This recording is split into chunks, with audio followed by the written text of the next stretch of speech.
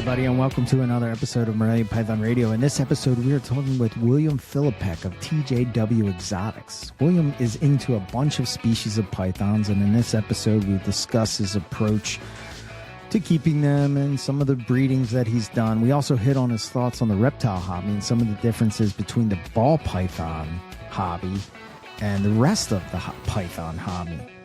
So, without further ado, we bring you episode 501, Python Talk with William Filipek of TJW Exotics. So let's get into it.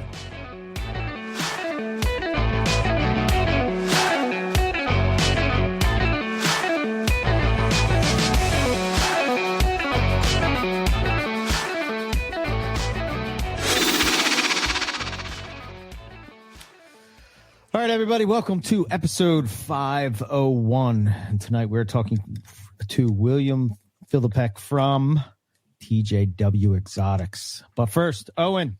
Yes. How are you doing? So far, swarmed with babies, and it's only getting worse. So, corn snakes started hatching. The last clutch of mad hogs started hatching. Okay. Jungle carpet started hatching. And then pine snakes are probably going to start in the next couple days. After them, it's rapid fire to like white lips, olives, and then I have a breadlie that's getting ready to lay any day now, and then I have a potential rough scale python that's going to lay. So, dare I say this is the biggest season you ever had? You are correct, sir. This is the most amount of babies and the most different. Like, you know, it's not just 12 clutches of carpet python this time. It's like a bunch of different shit too. Shit that I have never produced. So yeah, you got a lot of checks off the list this season. Yeah, some of them. I'm trying to get the mad giants to eat, and I keep looking at the clutch of blondes, and I'm like, God, that's gonna suck even worse. Like, I don't even know. I already burned through a lot of the gecko sheds that Chris Salemi sent me, so I might have to go get a day gecko that's going to have to pay the ultimate price and be used for scenting until further notice. So okay, very good. Yeah. Okay, all right. Well, yeah, dude, I'm sitting here and I'm waiting for this breadlie to lay, and I'm like, well, she lays now. Those babies will just be hatching in like, all right, October. It's like, oh, okay, but I'm thinking I'm so late, but everybody else's breadlies are dropping eggs like this week. Like everybody started getting breadlie clutches like now, and I'm like, shit, shouldn't be this late. But I was thinking, yeah. Well, I'm going to ask this. I'm going to put this question. I'm going to throw it out there now, but once we get going with William, make sure we circle back to it. Okay. Right? I'll but write like, it down. do you think, right? I was thinking about this. We've had a crazy heat wave. There's been heat waves all over the place. Yeah. But basically we've been a week at like 100 degrees at this point. Yeah, it sucks outside. Don't go out there. It is terrible. It's terrible. My African tortoise is begging to come inside. So if I had an Indonesian python, right? Yeah. And I wanted to breed it, would the idea? Shit, I'm just gonna. This is how we're gonna start. Just throw it out already. This is we're going. William, you're here. Welcome. Just, how you doing? Get it. You're part of the mix. Here we go. If you had this 100-degree weather, drought, nothing going on. Obviously, it's humid as hell. At least here in the Northeast, right? Do you think that as soon as it a rainstorm is coming, right? Yeah. Do you think that if you had that rainstorm just coming in, like I'm talking that big torrential rainstorm after a few days of heat, do you think that you would see breeding action? Do you think that might stimulate? You know what I'm saying? Maybe, because look at it this way. The fact that Indonesian pythons anyway, because if you think about it, when did Ryan get his clutches of white lips? Like his blacks and golds are out feeding, shedding. And Lisa just got a clutch of black-faced white lips. They're they're months apart. So the season is massive compared to what, it almost is like there's no set season. It just depends on what your room does and when your animals ovulate. So it's almost like the summer version of what we do in the winter, right? Right. You know, it's like nothing happens. It's cold. And then a snowstorm comes through. Everything's snakes breathe like crazy. So I'm just thinking like, I'm thinking of when we herped and like you're seeing like no action. It's so hot. All of a sudden a rainstorm comes through, action everywhere. It's a frilly in the middle of the road. Right. Got it. What about you, William? What do you think about that? Is that a crazy idea or what? It's not a bad idea, but I honestly think it's food. I think food's about the biggest, because I look at it like this, like gourmet rodents. I remember hearing them talk about breeding Timor pythons. They were breeding Timor pythons in fall because they feed the shit out of them. They feed like super overly sized meals. And ball pythons, even, people talk about ball pythons not being seasonal. Well, right. I hate to be the breaker of bad news, but if you're feeding weekly and bi-weekly, that's not seasonal. That's a schedule to me. Yeah. There is no wild python that's eating weekly, bi-weekly. They might eat a couple weeks or maybe like every 3 days for a short period of time, and then probably won't see anything for a long period of time.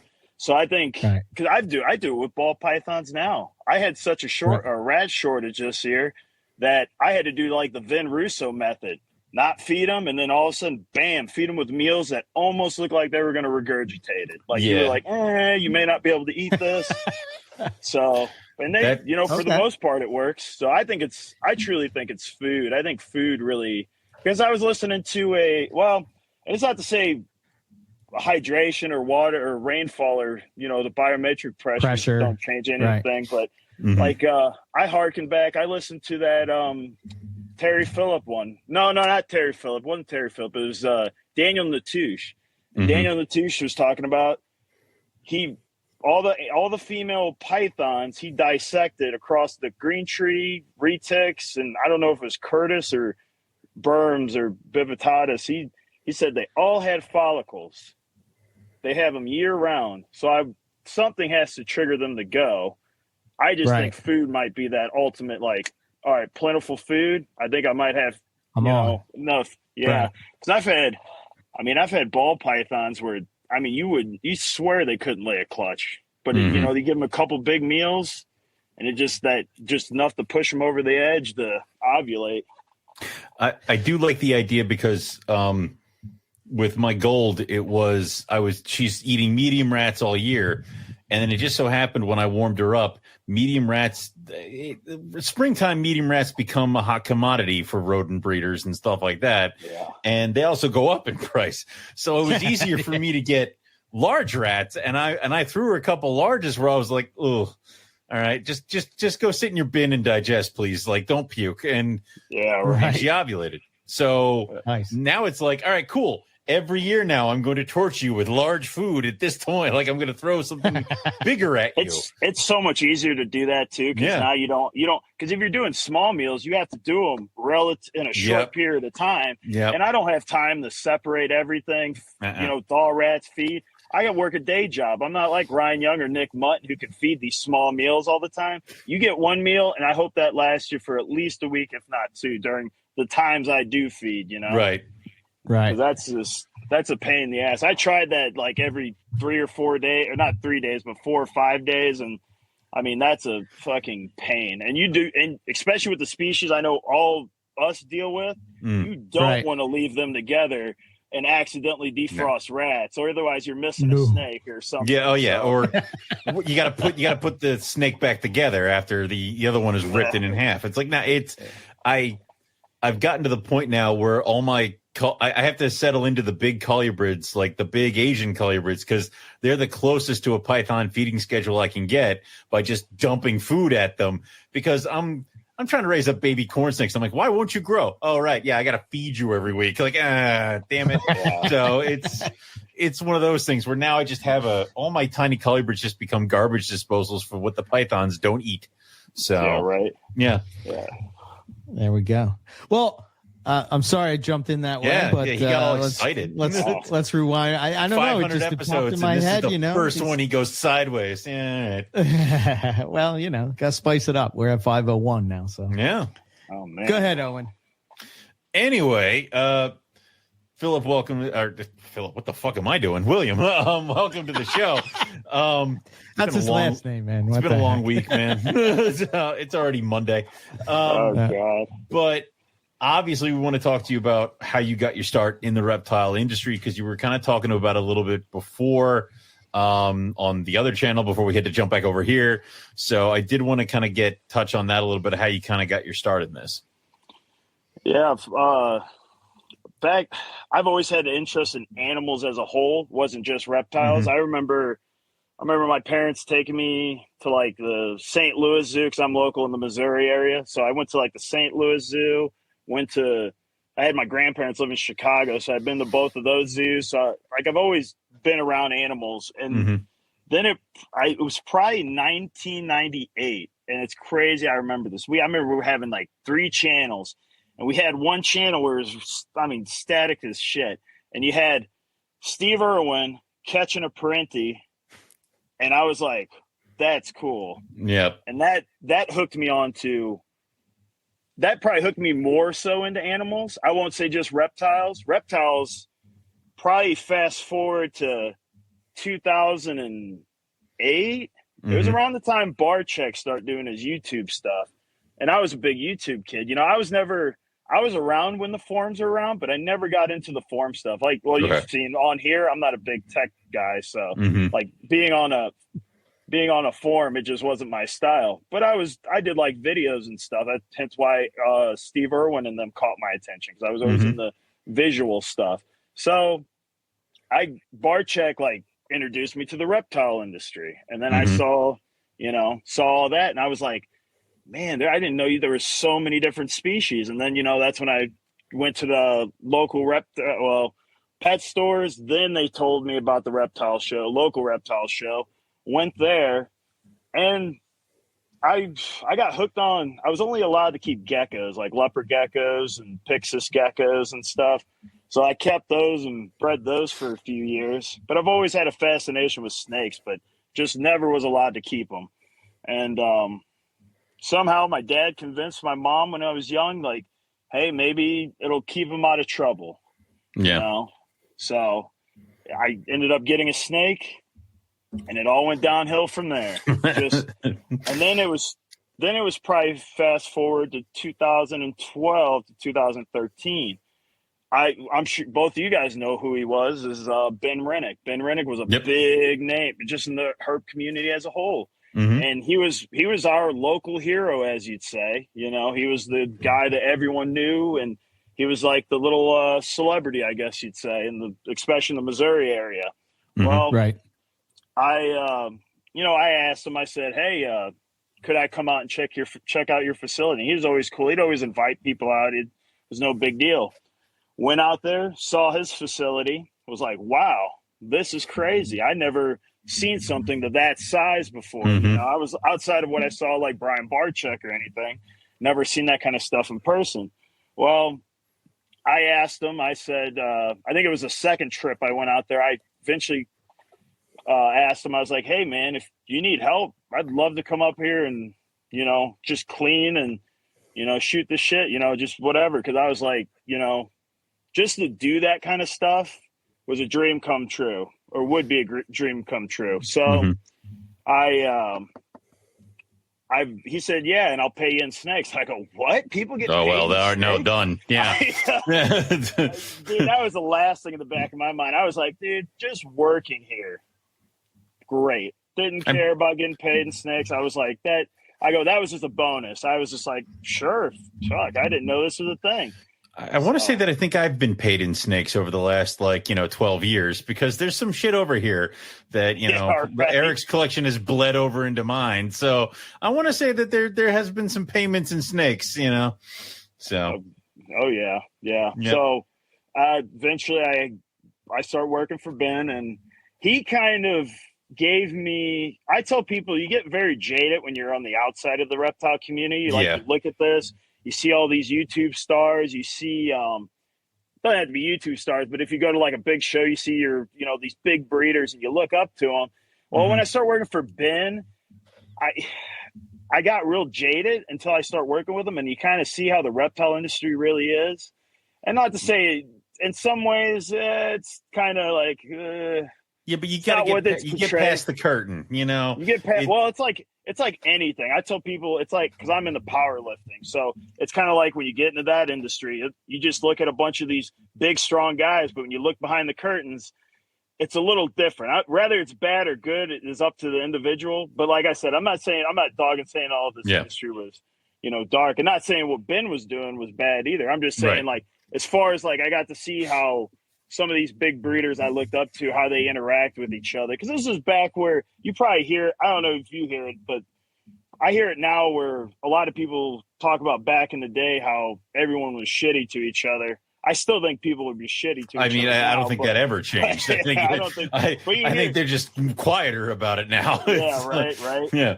Well, yeah, then I got to see, like, and just the business as a whole, I got to see how do you actually run a reptile business. Because that was, as far as successful people go in the reptile industry, I'd say Ben, at least at the time, was one of those guys who was like, God, this guy like really had his shit together and knew what he was doing. But, he kind of just introduced me to the whole, like, in depth, like where I actually got to meet people. Barczyk just showed me, hey, there's something other than just keeping these animals. And then Ben kind of took me over. Hey, now I got to actually meet these people. Yeah. So, but I was keeping and breeding stuff all throughout that too. But it was just, those were the parts of my life where just, okay, like they just progressively moved me, I don't know, I guess further up, got to see how everyone was. Mm-hmm. So, and like I said, it's the industry's, it's different. It's different than when you're just on the outside. Like I said, not bad or good. It's just different. Yeah. I mean, you get past it. It's weird. I was talking to my I was talking to my nephew, and apparently my sister-in-law is like, oh, well, he watches this YouTube channel with this guy, long hair. He's got this really nice reptile rescue. I'm like, it's Barczyk. It's Barczyk. He's watching Brian Barczyk. I don't think that's his name. Yes, it is. All right, fine. And it's not a rescue. It's a zoo. Like, anyway, go away. And then she messaged me later. She's like, you were right. I'm like, of course I was right. So like, I know exactly what's happening. But I think what Barczyk's doing now, I think I'm kind of glad he's doing what he's doing now, because I think as a whole, the industry needs to not say the zoo side of things, but I think as a keeper side of things, we need to work on just as much as, because I remember you guys remember back in like 10 years ago where to get in the hobby, the only thing that kept your interest in the hobby is if you bred. Right. If you weren't a breeder and owned a business, then it wasn't fun anymore. Right. So I think what Barczyk's doing now is a lot better, I think, for the hobby, because it's kind of promoting keeping these things in a better light. Because dude, we're so past the days of keeping things on a 20-gallon tank with AstroTurf, a ceramic bowl, and a half log, and looks like an eyesore in your living room and shit. We're just past that point. I think, at least if you're gonna take it to that level, unless you're a breeder, that's when I think things obviously have to change a little bit. I would agree. It's a good introduction to reptiles, and I would prefer somebody like Barczyk being somebody's first introduction to reptiles than a lot of the other people that are in the reptile industry that like have four teeth and a goddamn gecko trying to sell me that's got one eye. It's like, okay, it is. So it's a good introduction.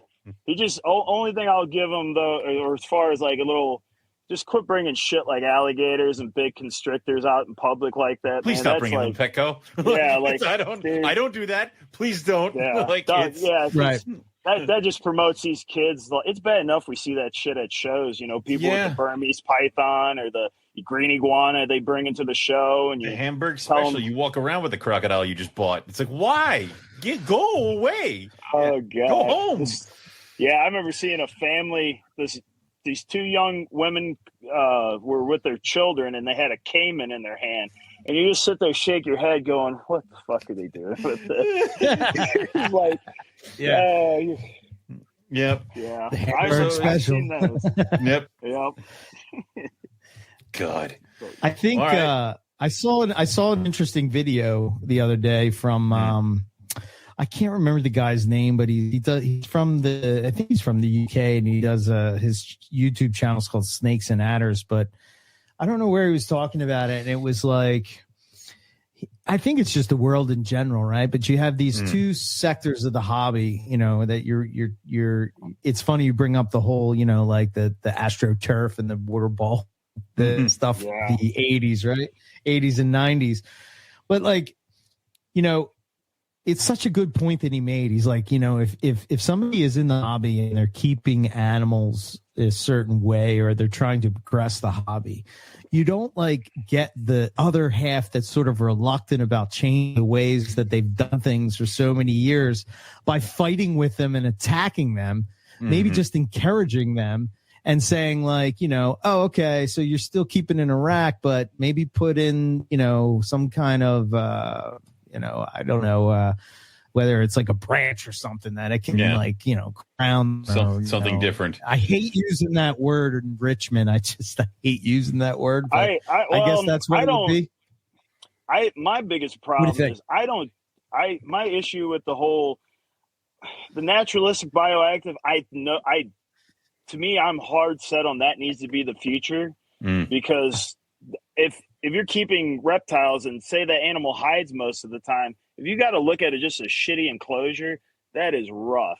Like it's just going to burn you out if you don't see the animal that often. And but the one thing I'll say is like I don't necessarily buy. Like I think some breeders need to work on keeping things like maybe in a whether it's a slightly large enclosure, but this whole like trying to push breeders into naturalistic stuff, that I don't know if I necessarily buy that per se, only because if that was the case, so many reptiles in particular wouldn't do so well in human environments. Like shit, I see snakes living in people's houses fine, for months at a time. Right. But, like I said, that's just if you want to be a breeder. And like I said, I think that's why I follow people. Okay, sorry, go ahead. Oh, no, I was going to say, but, I'm going to put back on that a little bit. I'm curious of where your thoughts are with this. But do you think, like, at what point does it come down to the animal's welfare as opposed to whether you're breeding or not? So, like, what I'm saying is that, like, we're all kind of this way, right? It's like we want to try to breed as many species as we can because I think it's just exciting to us, right? It's a new species that you're going to learn how to breed and figure out. And like, once you sort of dial in a species, you sort of like, I don't want to say you get complacent or bored, but it's like everything else, man. Like when you got your first ball python is way different than, when you got your 500th ball python. No matter what your first ball python clutch. Yep. So at what point does the breeder, like, do they either have to have a bigger facility, whatever, or I'm curious of what your guys' thoughts on this. Does it help the market in a way that it doesn't have like one person necessarily controlling a huge sector of that, whatever species you would be, if that makes sense? I don't know. What do you think? Well, I mean, everybody, when we first all start, there's always somebody above us that took pity on us and hooked us up with some snake deals. And, we've all bought adult animals off people that, they don't need this female anymore. And then you take her for another like couple years, but then you also get your original animals that you raised up and that you use. But, and let me make sure that we're on the same page. I'm not saying that it's like a decked out, like it looks like the Amazon rainforest or, the outback of Australia where it's got fake rock background and all this stuff. I'm not even going there, but I'm saying something that, paper in a water bowl. And the struggle with it, right, that we've all sort of fell into is like, how do you maintain a large group of animals, of any type of animal, and not have things simplified so that, number one, you're making sure that you're staying on top of their care and that you're keeping them as healthy as you possibly can. I don't know. It's hard. What do you think? If you have a large collection, it's hard to not go towards the simplification. Or a rack. That's what I do. I have cages that are a little bit more naturalistic, the ones that are planted and the ones that are fun, like my rhinos, my roughies and things like that. But then I also have the other cages where these are grow up carpet pythons. They'll have paper, a water bowl. They have a hide box with some mulch in it, and then every once in a while they get a tube or something fun to play with. It's like it is what it is. You can still maintain it, and there's nothing wrong with either one of those options. It's just if you're going to do it a certain way, understand that there could be more work out there for you. What do you think, Woody? I think the best way I've ever heard, I've heard it described like this is like, so, all right, you got pet keepers and you got the people who might want to dabble with breeding. Say like something like Lisa with the white lips, the black faces and stuff. She only has a pair of animals. When you're only keeping like a small group of animals, it's kind of up to you still. Obviously, all of it's up to you. But I think at that point, keep it in the most decked out, largest enclosure you want. You'd be more like that guy or that individual that breeds like just a pair of dogs or whatever, like maybe like just your one pair of dogs or whatever, just high end, whatever it is. And then there's like, all right, you want to step up a little bit, say like, I don't know, I'm probably I think I'm probably about the same as you guys, probably around that 200, maybe 300 mark with animals. Yeah. And it's kind of like, I'm like all my baby carpets, I put the little, what are they called? The little, the green fencing thing, little plastic. Yeah. I give it to all of them. Exactly. Because I think just why not, right? And then, and I'm kind of with Eric where I kind of fell into this trap where everything I wanted to put in the racks. And, I feel totally bad about keeping carpets and racks. And I'm getting a facility built and I'm going to, I don't think you probably don't know who he is, but Eric, I'm sure you do. You remember Henry Peorin, or the Canadian guy? Yeah. Bred all kinds of shit. Yeah. You ever see his carpet enclosures? They're kind of, they were these big cubes and they had this branch in it and this lay box. And I go, that's kind of what I'm looking for. I don't need naturalistic, but something where it still looks nice. And, people talk about things needing to be spotless. Unless you got mites, I don't necessarily think needs to be fiddled with too much. I'm not saying shit everywhere and stuff, but I'm not, if there's a shit smeared here and there, chances are that snake's going to go right back to that spot and spray more shit there anyways. You kind of want that during breeding. See, I mean, for me, right? Yeah, like if she's getting ready to lay eggs, I'm not touching shit in there. Well, those white no, not even that. Not even that is so much as shit. Not even so much even just when she's about to lay, but just like even the introductions, right? You don't know what kind of, you don't know what do we really know if they're leaving any kind of scent that stimulates? Of course they are. You know what I'm saying? So like, what kind of pheromones are floating around and whatnot? And you're just going to go in there and sterilize it? That just, I don't know. It just seems counterproductive. Remember we were talking about this year with my pine snakes. I figured out I had 3 males because the 3 boys were ripping their cages apart. And then the day after she laid, they're all in the back, curled up. Their mulch is all nice and laid out flat as opposed to like being pushed all to one side because the pheromones that she was giving off were gone. She laid the clutch. It was over. Now they were just chilling. I had a big breeder. I had a pretty decent breeder, you all know. And I'm sure he told you, but I don't know if I should be saying his name, but he mentioned something to me that makes total sense. When a snake finds a burrow, it stays in that burrow. Mm-hmm.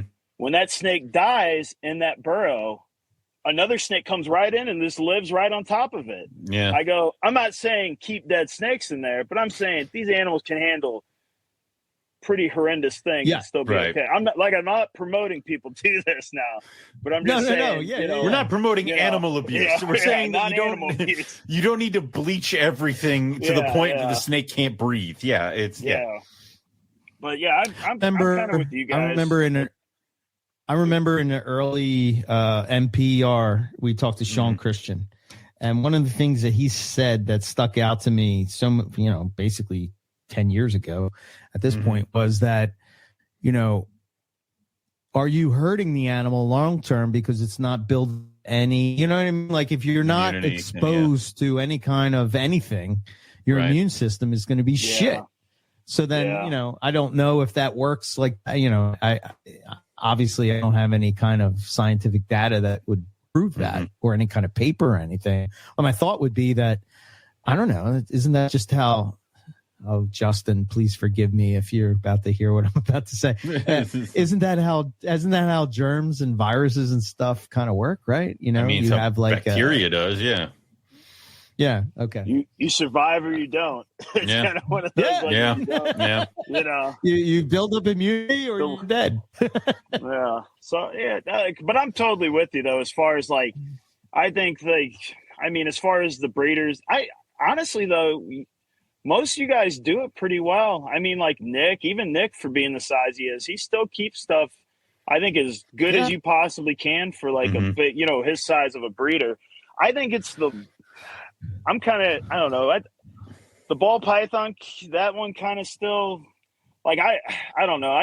Did jamming ball pythons in tiny little burrows like that, like little, I don't know, that stuff. I've been debating about doing some bigger tubs for ball pythons and then just changing it. Cause I don't know. I've been having like guilt trips here with even ball pythons and keeping them in smaller, Do you really see a lot of people? Right. Yeah, me too. But do you really think that people really I think sometimes, how do I say this in a nice way? I think sometimes the idea, right? So like if you're a ball python breeder and you're defending keeping your ball python and say, I'm talking a CB70 rack, right? Have you really looked into doing the wild, or you keep repeating that same thing that everybody says that it lives in a termite mound? Like, do you really know that for a fact? You are 110% right, dude. I tell you what, even if you talk to the big breeders of the ball pythons and you get into like natural history with them, I understand that's not their gig. They're kind of more into the entrepreneur side of things. But I'm telling you, I fucking geek on ball pythons. Owen, I don't even know why you don't own any, man. You want to talk about the most unique python? Hey, I keep almost probably just as many species of python as you do. Probably. I can tell you, there is not a single python that does what a ball python does. That defense mechanism, people might laugh at it, but that is the most unique thing in a python you'll ever see. I've seen a ball python suck into a ball so fast it was like an armadillo. Just as fast as you can blink an eye. Like, it was, you almost thought they were destroying something. It was so fast. This is generally babies and juveniles that do it. But like I said, that's just such an interesting defense mechanism for a python, and there ain't nothing rarer than a normal ball python. Yeah. So, if you're looking for rarity, well, at least for right now, I think double recessive thing though, we are going to get more normal ball pythons because that's the way the industry is going, is this double recessive thing. Yeah, so that's a whole nother topic that I could just rail on too. So, I'll get to that. I'll write it down. I think ball pythons were just when I was getting into it, it was the interest was in carpets, and then everybody kept hitting me over the head with ball pythons, saying like, "You have to get these. Aren't these awesome?" That it was just like the turn off happened so hard and so fast, that it will never ever come back.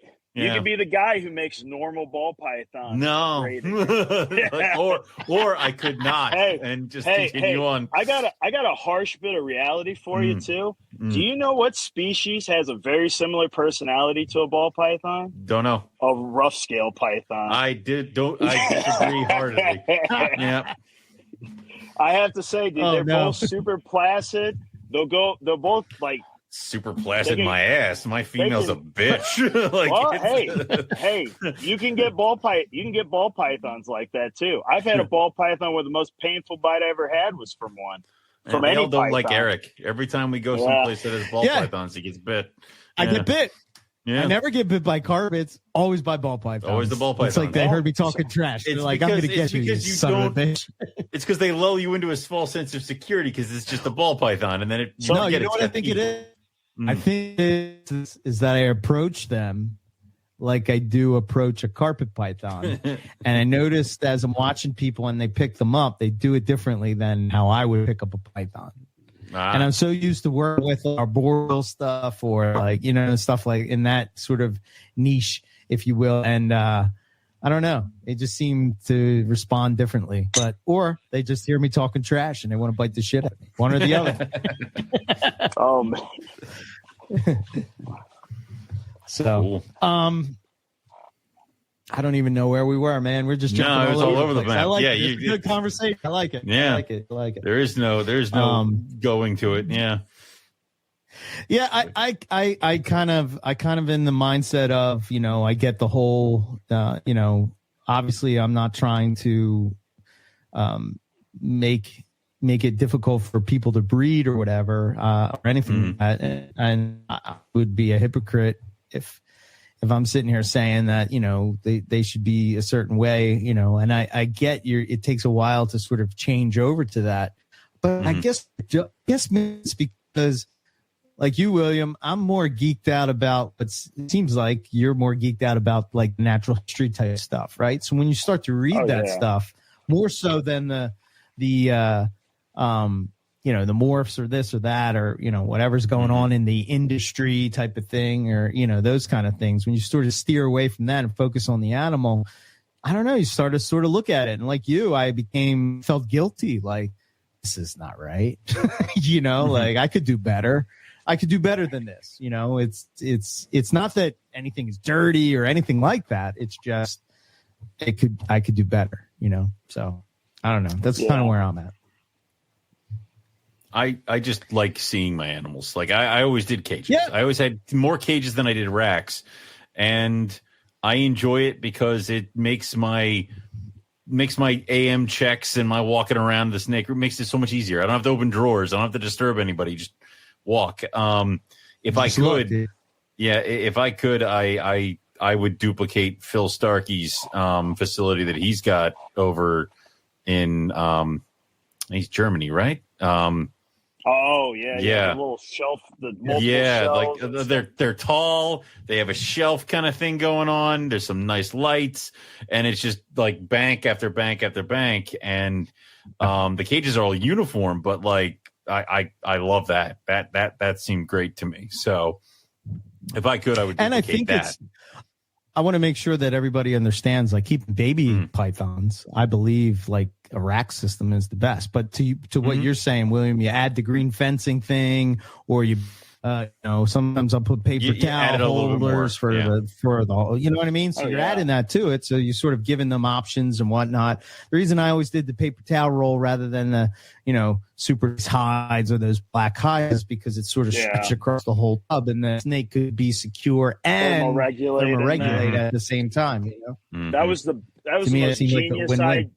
Dude, this is the most genius idea. When I used to do that years ago, and there was no rhyme or reason. I was like, I'll just throw it in there. But then when I heard you explain it, I go, God damn, that was a great idea. I don't know. I just never looked at it like that. And I was like, you know what? Yeah, that's a pretty good. Except when I start getting an abundance of them. I start getting so many of them at some point, you're just like, wow. You have to start throwing some of them away. Yeah. I know. Everybody saves their paper towel rolls for me. But even hearing you just talk about, this is where my head's at, right? Even you just hearing you say about the ball python thing, it's something that I never, ever hear people talk about. And I haven't heard somebody talk about them rolling up into a ball since, like, I don't know, 1992. So, it seems like, seriously, if people just so unique. I mean, dude, that is the fucking, like, there's imitators. I've had certain species imitate it, but as far as the OGs of it, ball pythons are like, I mean, they're it. They're pretty fascinating. And the fact that they're, even as far as a family tree going, they don't really relate to a whole lot, even the other three African species.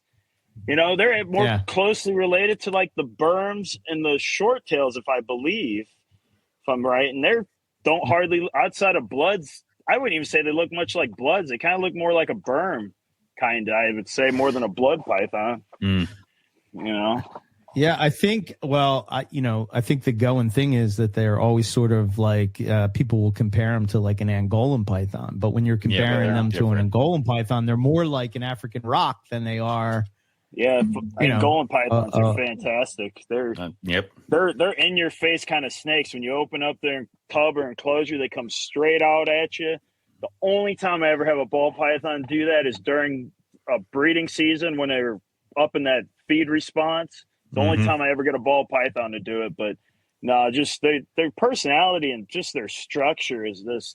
I mean, outside of maybe the way their head's shaped, kind of looks like an Angolan, right. But if you look at their head sideways, they're so much flatter than a ball python is. You know, just in general, they're just totally flat compared to a ball python. At least they should be. You know, most people keep them pretty big, but they're kind of outcrop type of snake. You would think that would make sense. You know, that they kind of squeeze into those cracks and be able to compress down, laterally compress. Makes sense. And use those beaded scales as kind of like a way to stop. So let's talk about some of the species that you're with. Well, I'm going to start the carpets, and then Owen can go into white fun shit and some other stuff. But like, I don't know what got you into carpets. Was it it was something different or what? It was probably Steve Irwin that when he got bit in the face, nailed in the face. I was like, there's something about that. I was like, oh, dude, that is it was when he got bit in the face, and then the one where he was messing with a giant coastal on the road, and I was like, holy shit, that is cool. So, and I remember shortly after getting a ball python, I was like, I really want to get a carpet python, and so, but I think, the time I got carpet pythons, you guys weren't out yet. And I didn't hear Nick's episode till probably a couple of years after that. So I didn't really have any kind of direction with the Morelia per se, other than I wanted to work with them. So I picked up whatever you saw at a show, right? And I got a pair of just run-of-the-mill mutt show carpets or whatever. And I like that, show carpets. The run-of-the-mill show carpet, And that was the first snake I ever bred was a carpet python. I bred them back in 2011 and 12.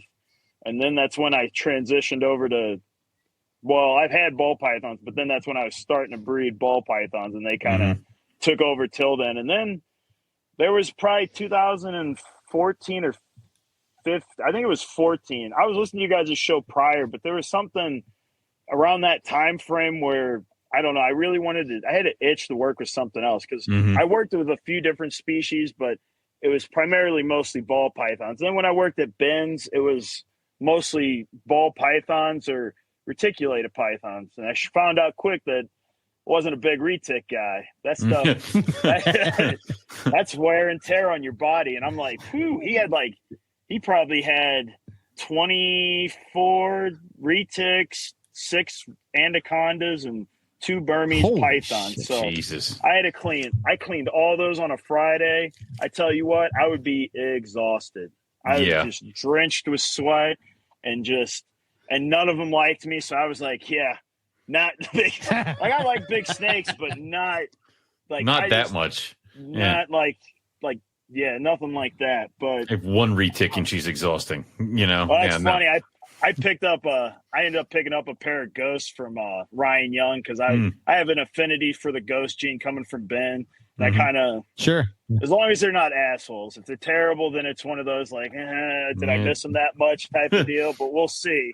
Right. But, anyways, back on the carpet thing. So I don't know what it was. It might have been Nick. I think Nick's pretty good at persuading people. I think it might have been an episode with him. I was listening and I was just like, he brought up so many good points in this hobby. And I think, 2014, 15, that's when the Lasiak thing was in effect already. Yeah. And, all the berms are kind of start drifting away. And the rocks, the berms, and the yellow anacondas were all kind of going to the wayside. And I was like, Nick brings up so many good points when he's like, dude, if we don't preserve this stuff, it won't be here much longer, and I kind of was looking at a lot of the, the pure carpet stuff. Cause I looked at the pure carpet stuff, cause honestly, cause I was a ball python guy. I looked at the carpet python similar to what the boa people do, or maybe how most ball pythons would look at other species. You want to treat everything the same.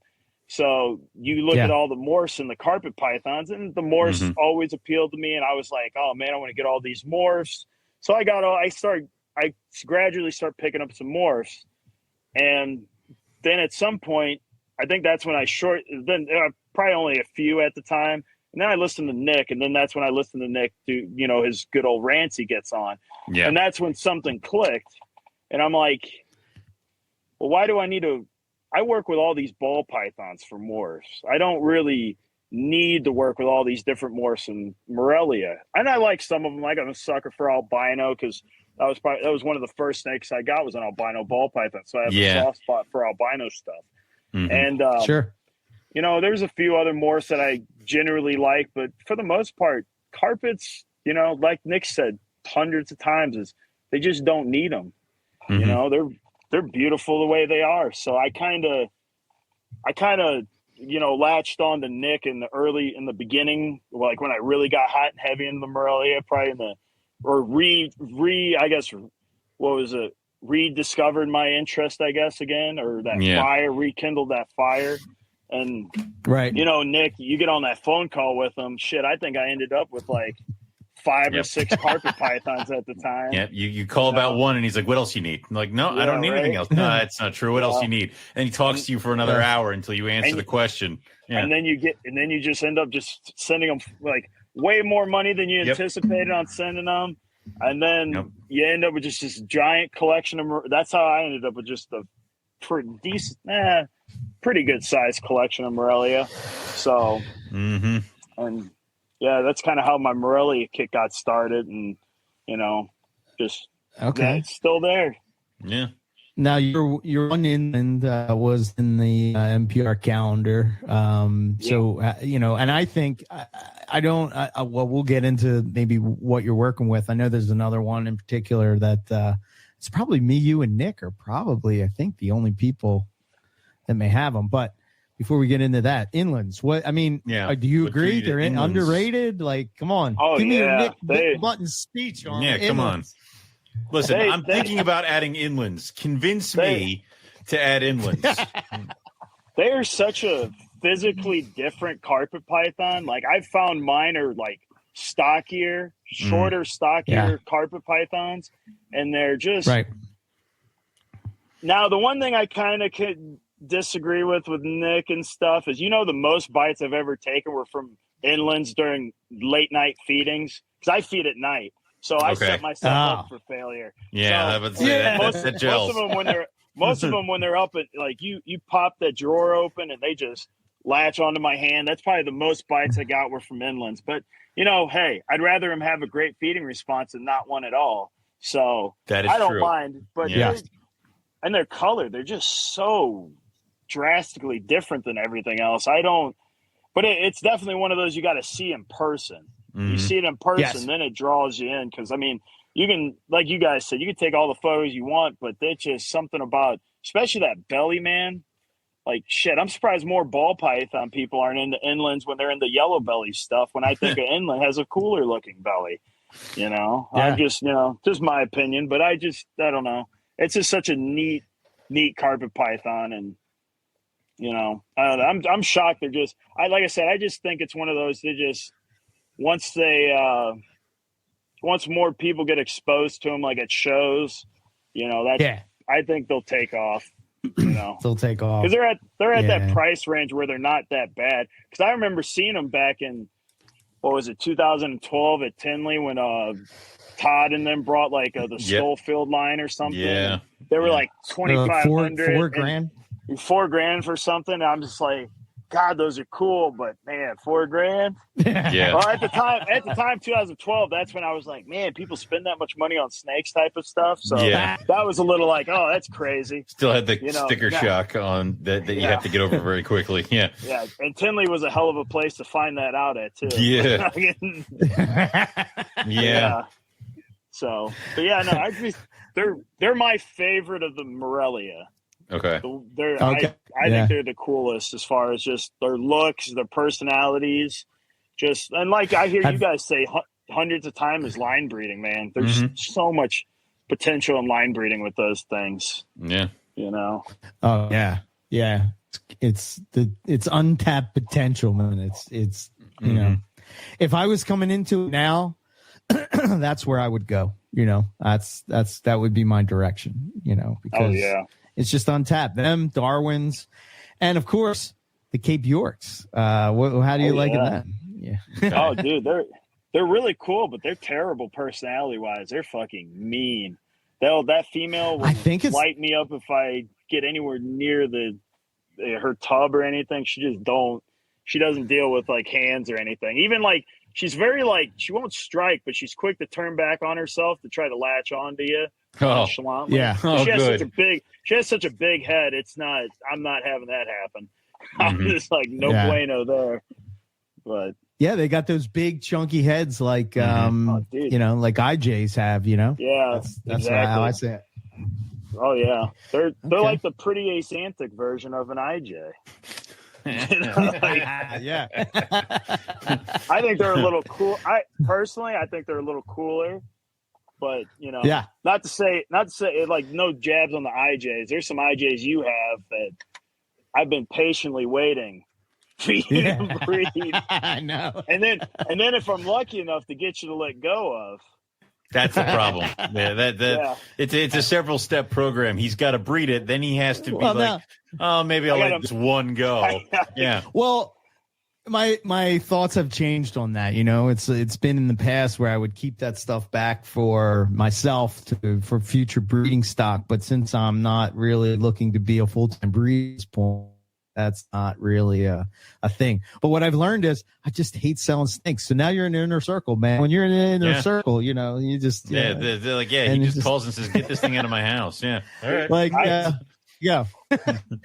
You got the like, what is it? The IJ. I'm terrible at names. So when you guys name your Morelia, I'm horrible at remembering names. But there is one that you have, Eric. It's like dark. I don't. It's not black, but. No. It's a different one. It's a dark chocolate color on the background with these real nice oranges coming up the side, and then like these real cream colored bands. I might need it. I've asked you about them before. It looks like a fall. Yeah. It looks like if there was a fall colored snake, that would be the icon of a fall colored snake. You know, with all the fall general colors they have. I was like, that thing is fucking sweet. I've been waiting for you to breed that particular animal. I have not bought any IJs because I'm like, that one, something from that. But I'm a patient guy. I'll wait till whenever you feel like it. Well, now that he's turned that corner where he's not going to keep anything back, you just got to get him to do the first thing, which is to breed them, and then they'll be available. So, yeah. Owen's been yelling at me for not breeding. I think I sent you pictures of your own animals the other week. He's like, you need to breed this. I sent him pictures of his own M-Pen coastals, and I said, I swear to God, like, if you don't, I'm just going to come take them. So I think I'm pretty sure I know the one that you're talking about, and that is I'm trying to remember. God, it's been so long since I remember quoting the go into the IJ archives. Yeah. That was I got a pair of those that look them, and they still kind of look like that. I mean, they're just bigger, you know, but they definitely look like that. So they could breed. They could breed now. I've just been I don't know. Been every day, just send him a message that says breed them. Okay. Well, eventually, I think he did for like a year. Yeah. There you go. You know, well, there was one year I was just like, hey man, if you ever, you know, and then cause that was at the time when he was holding everything back. So I was kind of just like, I know I'm probably on the bottom of the list here, but man, if you do, you know, I'd love to get at least a male or female. I don't even care at this point if it was a single animal, as long as I get something and I can just, you know, raise it up till you either do it again or something. I should just go over there and pressure him to give me the poison ivy stuff, because then I'll be important amongst all the IJ people and they won't know what to do. So yeah. Yeah, I know what you're talking about for sure. Yeah, 100%. That's a cool snake. Dude, that beats out any morph ever. Like that thing. that to me would like jump up like, all right, I don't mean to be offensive when I say this, but poplar pythons are kind of down here. But with that animal, they jump up at least by coastals. At least, okay. I'd say they're right there. That animal, like I said, that's one of that carpet took my breath away as far as the way it looks. I don't know, and that's what kills me is that there's potential to build an entire line off of just that one look, and then there's all the other looks that you can go with, and I think it's lacking in a lot of the Papuan carpets and stuff like that. Is people aren't trying. Oh, dude, I'm with you. Well, now people are. Some people are. Oh, dude, you tend to get your followers, and then they all drop off or something like that. I haven't seen, like, come on, like there's a couple people that I really look to, but there should be more by now. What's everybody doing? Well, yeah, Craig is off on his stuff. own. No, Greg's good. I count Greg as a plus student. So yeah. Yes. What were you saying about ball pythons as far as selectively breeding? Is that what dude? That doesn't exist, right? Never. There is a guy in India who I hear he said. I've heard of the guy in India. I can't remember his name talking about it, but dude, I truly believe that is the next phase for ball pythons. Because this whole double recessive thing. I hate to be the bearer of bad news to people, but just because it's harder to make doesn't mean it's going to be better looking.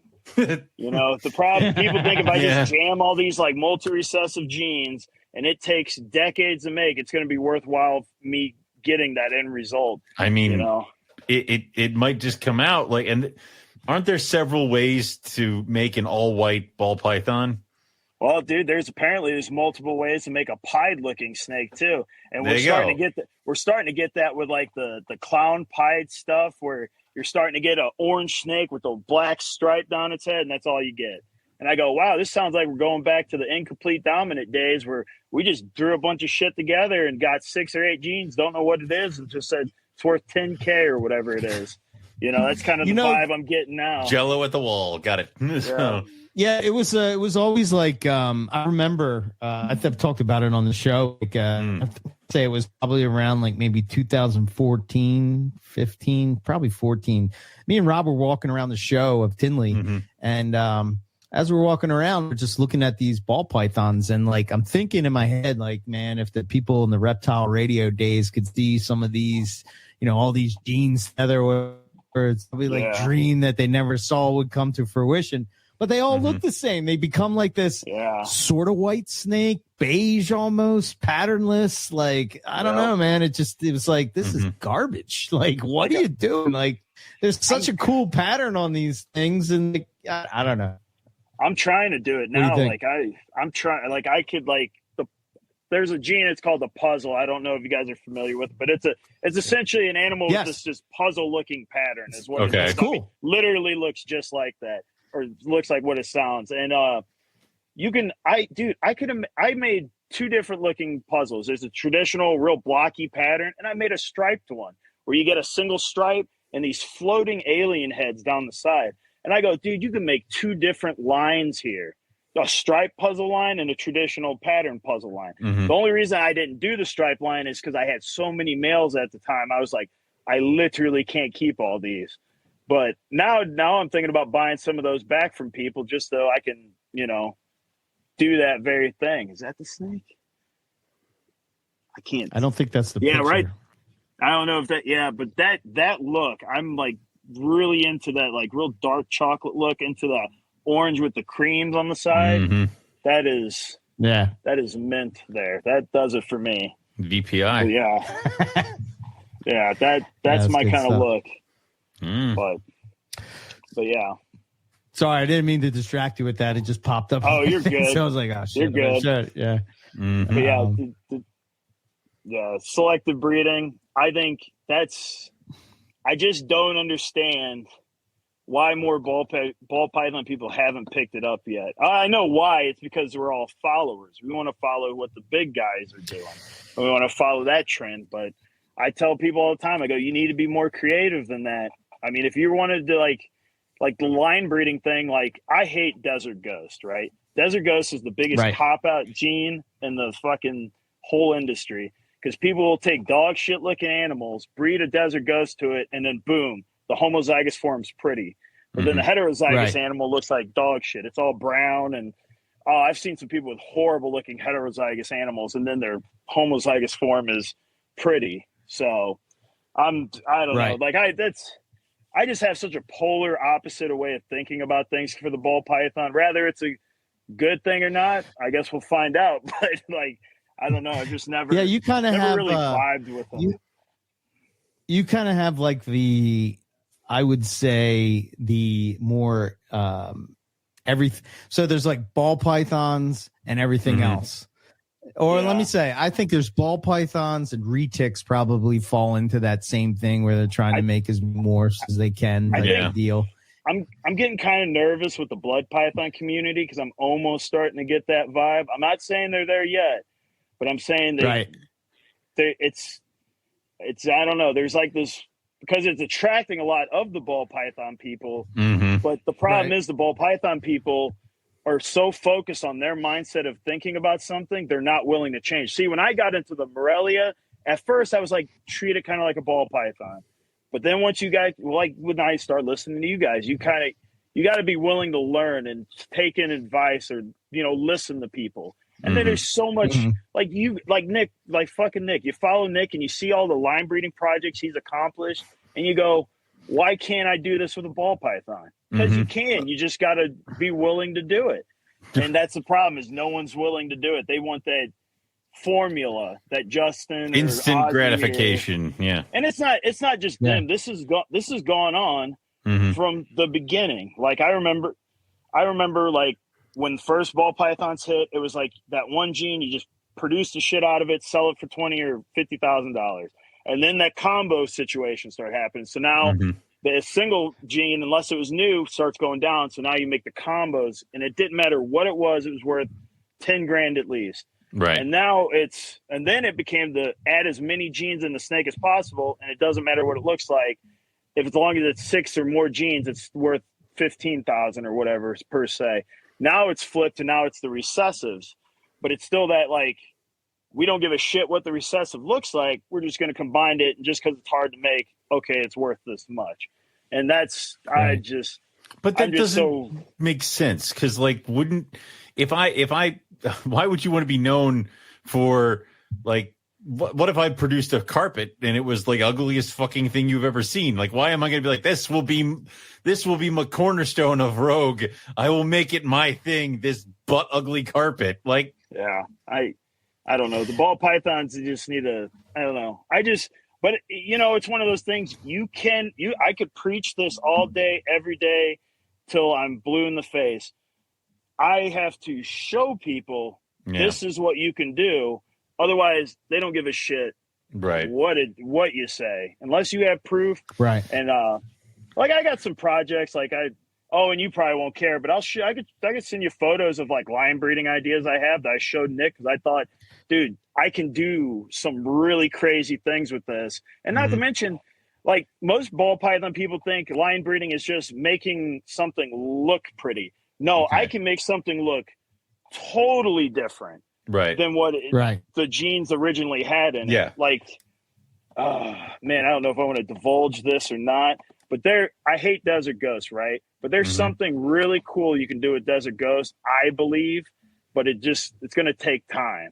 Okay. And it's one of those things I'm willing, even though I'm not the biggest fan of the gene, I think I'm willing to wait it out and see if I can make something different enough to really blow the cap off of what ball python people, the way they look at things.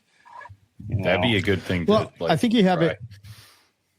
I think you have it right as far as, like, you look at guys like Kabelka and stuff like that, Ozzy, the people that stand out in the ball python hobby today. And I think they stand out because they're not listening to what other people tell them. They're not following whatever the trend is. They're setting the trends. They're having some imagination. some thinking forward to say, oh, I wonder if I could like accent this blue in this inland, or I wonder if I could accent this stripe on this ball python, or oh, look, it's got this crazy band look, or whatever. I mean, there's just the sky's the limit, that you could do. And I remember in the early days when I would see like crates of ball pythons coming in, and like just looking at all the different looks and not knowing anything about morphs or anything, but like there's gold ones and yellow ones and brown ones and tan ones, and it was just I don't know, it was just nuts. And you don't see anybody really. And I'm not really in the ball python, so I'm sure there may be people out there that are doing it, but you don't really see it in the mainstream, I guess. Yeah. If people are doing it, it's probably the closet breeders, the ones you hardly ever hear from or something. But that's right. I don't know. I just think more people need to be a bit more creative, and and by more people, it's primarily just the ball python people. It's just a lack of creativity. It's like you got to help them across the road or something. They can't pave their own. They just, I don't know, just lack of imagination, I guess. I don't know. Well, it's kind of like what Keith did with the Borneos, right? I mean, he didn't. Yeah. There wasn't morphs or anything. There wasn't any of that stuff. Said, well, I like this look. Yeah, and I like this look. What happens when I put them together? And out comes something crazy, and you sort of run with it. And I look at it like this too. Like me being primarily a ball python guy for the most part, I watch, or not watch, but I listen to you guys, and I can't for the fucking life of me understand. I share your guys' shit as often as I can, if I listen to a good episode and go, dude, this had great information. Like today, to this day, I think one of your guys is better, especially for a ball python guy, your genetics roundtable. And yet, ball python people, because Justin didn't put it out, they don't want to listen to it. I go, that's horseshit. I go, dude, all right, like here's this one blows my mind. So now all of a sudden, nidovirus is a huge thing. I remember you guys talking about this back in 2016, 2017. And now in the last, since COVID-ish time, ball python people are now talking about this. I go, dude, where the fuck have you guys been the last 3 or 4 years prior to this? And I'm just like, and I've talked about it, but nobody cares. It's so frustrating. It's like, because so many people are so focused on wanting to look at like the car industry, like some other industry that has nothing to do with snakes, right? I go, dude, there's so much you can learn just within this hobby. Remember, there was a bunch of other people working with a bunch of other different species doing great things that you could still do. Because I think people are they look at ball pythons and they just look at them as, oh, this isn't a python. Like I think people forget that. Like it's almost getting to the point where people look at a dog and forget it's still a canine. Still a member of the the canine group. And it's kind of that same thing. Ball python people are taking this and they're just like, oh, nothing else applies, when really all pythons outside of the select few can be bred very similar to each other. I mean, slight care tweaks here and there, but I mean, nothing that's going to be like pull your hair out, overthink this kind of shit. But it's just, as far as just getting perspectives, I just don't understand why it's not. And I try to draw people to you guys like I said, I'm going to blow you guys in and out throughout this whole episode, but dude, it's just, I try to fucking direct them to you guys. Cause like I said, you guys have gold and a lot of your episodes, but it's just frustrating, I guess, to say the least. I think you could hear it in my voice when I talk about this. Nobody cares. And I'm a ball python guy. So I don't get why fucking no one cares. I don't know. Well, I guess it's sort of the... Oh, go ahead. I was just going to say, maybe I just need to be a big YouTuber or something for someone to give a shit, but I don't know. It's similar to how I was like with Reptile Radio, right? I say it all the time. Yeah, the focus of their podcast was ball pythons, and every once in a while they would talk about other stuff. But just listening to them talk about how they're breeding, how they're keeping, tips on like how to get eggs, and these things that I'm sitting there going like, okay, so I can probably apply that to carpet pythons, because there wasn't a lot of information out there.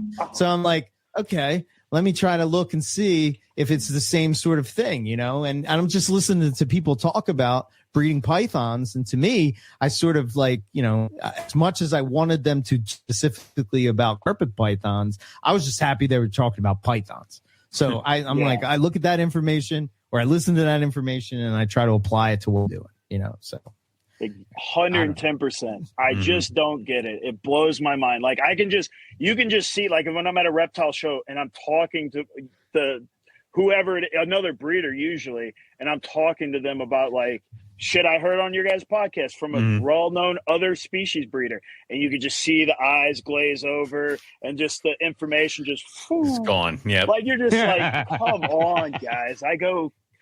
And then that's when I start questioning why you're interested in this shit. I don't know. Yeah. I just geek out about snakes and reptiles in general. But like, dude, anytime there's anything with pythons, dude, I always give it a listen and like learn stuff from colubrid people, learn stuff from boa people. I mean, there's I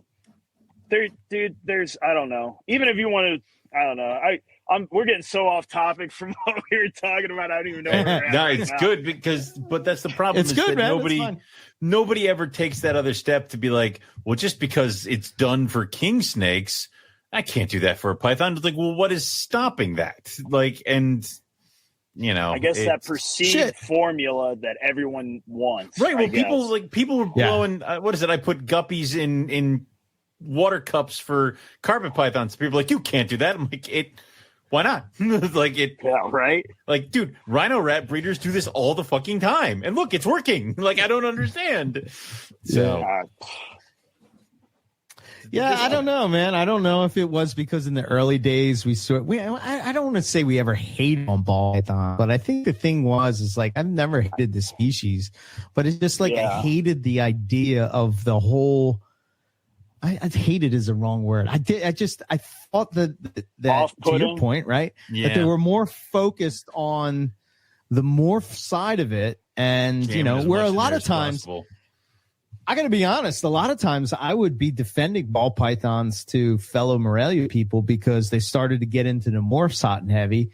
And, you know, they would be like, you know, doing that. And then the same breath, they're shitting on people because they're breeding ball python morphs. And I'm like, what are you doing, man? Like, you're doing the same thing. Or like, if I want to make a blue and black and green and yellow chondro, somehow that's not in the realm of a morph. You know what I mean? It's like, that's not a morph. No, like, that's you're not making designer of snake. You know what I mean? There's like you can call it whatever you want to call it, but it's no different than if I took a candy and an albino and a puzzle and whatever and a Wookiee and put them all together. Yeah, there is a ball python called a Wookiee. Yeah, that is true. You know, and the best. And this is what makes. And this is no jab. This is a jab to other python keepers, but at least ball pythons are not making hybrids. That's all I'm saying. Fucking chondros people are making hybrid. Not saying they're ball pythons. I'm starting to see it's scary. I'm starting to see more ball python people do it. And I'm like, the fuck are you guys doing? You mean there always seems to be like a good year stretch where everybody's like, and I made a ton of walls. It's like, why did you do this? Like, did you see the ones? Someone's gonna know if I even mention it, but Peter Williams walls he made. He's a Canadian breeder. He did some weird ball python morph with a Woma python. Dude, hang on a second. Hang on. I'm so against hybrids, it's ridiculous. But I will say that animal was so crazy looking, it actually concerned me. Well, it concerned me that I think people might actually look at that and go, that might be a viable thing to start doing. That's what I mean. It terrified me. It's not that hard to slip down there. Because what is it? Joe from God, what was his podcast? Joe told me that it's like, hey, if corn snakes lay eggs and they're round from the ground up. Yeah, from the ground up. If they're round, those are normal. If they're any kind of elongated, that means at one point they crossed it with a rat snake. I'm like, oh God. Apparently, my buddy's big in the corn snakes and said they've been breeding king snakes into them for years. Yeah. For years. So all who that knows stuff gets mixed in and all that stuff. Yeah. The big one that terrifies me now is what was the the super retic was the Timor, and the retic Timor, was dude. I saw one in Indonesia where it was a 75% retic morph with a 25% Timor, and its head structure looked just like a Timor, which blew my mind. I figured at 70, unless he goofed up and meant to say 75 Timor, 75 Timor retic, because its head looked just like a Timor. And I'm like, dude, at 75%, it should look just like a retic. You shouldn't even hardly be able to tell there's Timor in it, I would think. But I just look at that and I go, why? Yeah. Why? Yeah. There was that gray Timor that people were like, oh, look at this, a morphin. Not the Xanic was a different one. It was almost patternless and white. And people were like, look, the morphs and Timors are starting. I'm like, oh God, no. And then I think it came out that was a retic Timor. Oh, was it? Was it? I think so. Well, I hope so. Well, the Timor python in the back of the Barker's book apparently is just a patternless Timor. That's what I heard. The Rinka Island ones are patternless. Well, I heard it's a morph. It's just it's same thing like when you get a patternless tandem bar. Oh, well, then hell. I mean, So I don't think from what I was told, it's not genetically any different. It's just the morph of it, which, I mean, let's face it, axanthic and patternless seem to be in abundance in all those Indonesian pythons. Right. Like you see it in literally almost all of them, And it's almost like I don't mind if there's like a couple morphs. Like olive pythons didn't explode because there's an albino. Okay. Whatever happened to that blue one, that axanthic one? You remember? Yeah. Who knows? Whatever. Right. It's not here, so we don't care. If it's a python species that might be a little bit difficult to breed, and the morph doesn't branch off. I think they're breeding that one in who cares? Australia. I think they're breeding them in Australia. Yeah. Someone bred a water python to an albino olive python and made albino hybrids. So apparently went 2 generations. I'm like, why would you do that? It's a patternless snake. But then they're sitting there like, I have albino water pythons. No, you don't. Like it is. You have Bliasis special. That is my biggest fear. If say, God, if this ever happened, it'd be amazing. But it would have a huge downfall if if Australia ever opened up its gates to the world. Yeah. I'm afraid Antaresia would magically become one species. Yep. Magically, like boas. Overnight.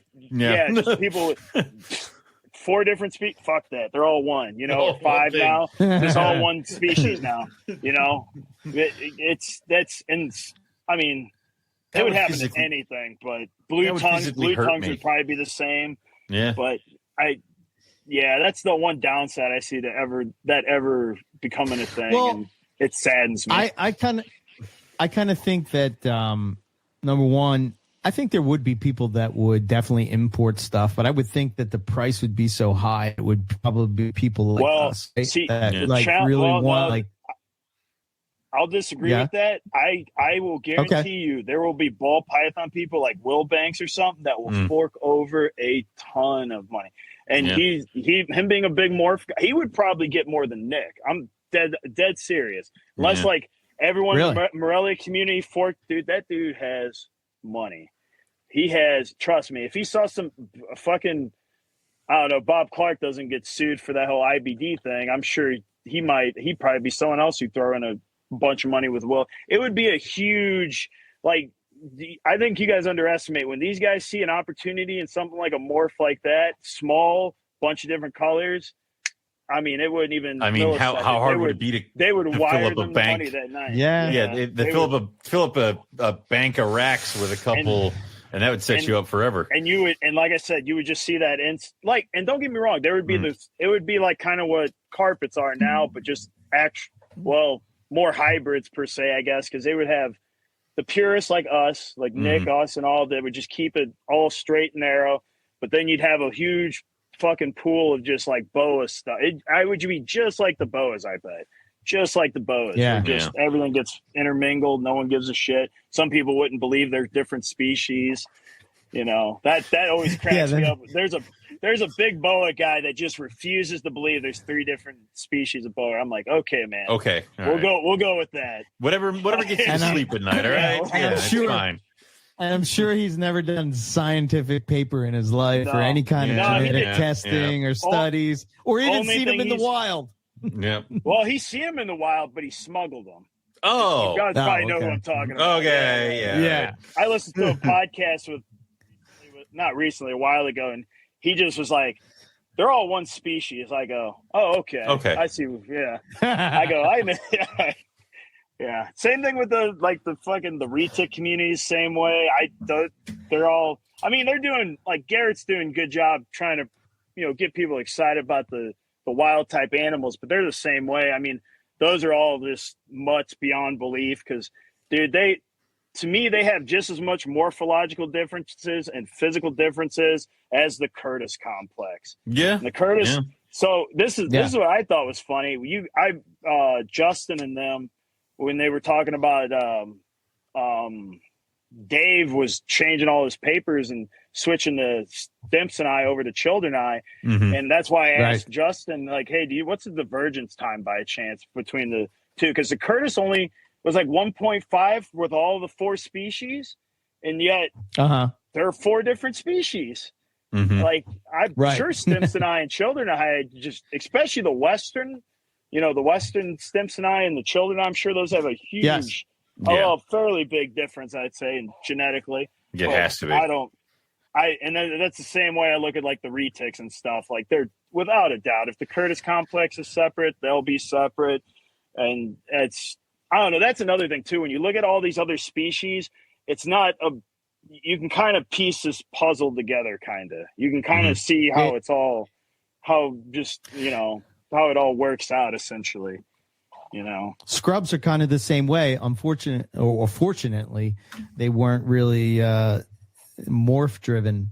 Probably because of the size and the temperament, as opposed to I think retics really have that mentality now to where they're not as I remember when I was a kid, my dad had wild retics, and those things were just straight up evil. They just wanted to kill you. And dude, hey, special kind of go crazy. ahead. I'll say go ahead. Sorry. Go ahead. I could tell you, dude, if there was any Morrison scrubs, I fucking guarantee you they'll pop off just like the retics did. Only because, dude, how are retics ever in someone's right mind a good pet? A mainland, mainland retic. Yeah. We'll go with a mainland, big monster retic. The giant mainland. How the fuck was that ever man, this would be a great pet for a family of 5 with a bunch of little children and pets around, right? How was that ever a thing? Because the Morse made it a thing. Yeah. And I guarantee you the scrubs, dude, I bet if they had Morse, that's why I agree with Nick. Some of this shit just doesn't need Morse. We need to work with it just for the fact of preserving it for fucking captivity, right? Fuck the Morse, man. Right. Like I said, I'm a big ball python guy, and I'm saying fuck the Morse because it's everything needs a paint job to be cool. Right. Nothing really needs a paint job to be cool. And the back people that are again, could kind of have the natural look of a carpet python, and just sort of be happy with that. And if you wanted to get into morphs, there are you can't go wrong with the ball python because one species, you know what I mean? So it's you're not going to run into crossing and inbreeding and all that kind of locality bullshit. Yeah, all that kind of stuff. Yeah. I don't know. I've seriously considered trying to do a locality thing with the ball pythons too, man. I know it sounds funny. Right now I'm trying to I got a buddy in South Africa, and I'm seriously trying to, hey, dude, I get some ball pythons from Senegal, and then what's the other country? But not Benin. Fuck, what Benin? is it? No, it's not Benin. Togo. So what the furthest? Togo? No, it's the furthest eastern range of them. Uganda. They got a range there, and I'm just I want a locality group here, a locality group on the furthest west of their range, and I just think it'd be cool to have. I think it would be, because I don't know. I could get into that. Yeah. Yeah. I think it'd be cool. See if there's any. I personally would like to actually go there and see them because I'd like to see. I doubt there's genetic differences, but there could be behavioral differences. One might be more arboreal in this, the Uganda compared to the ones on the other side, one might be more terrestrial or more fossorial. Who knows? It'd just be interesting. Is it? But I'm not sure about this, but isn't there one locality that's way bigger than the other, like the normal ball python? I wonder. Bullshit? Yeah, no, there's one. I've never actually personally worked with them. I wonder if that's just a food source. Like some people, I remember in the the ball python people are so obsessed with these ASFs and African softers and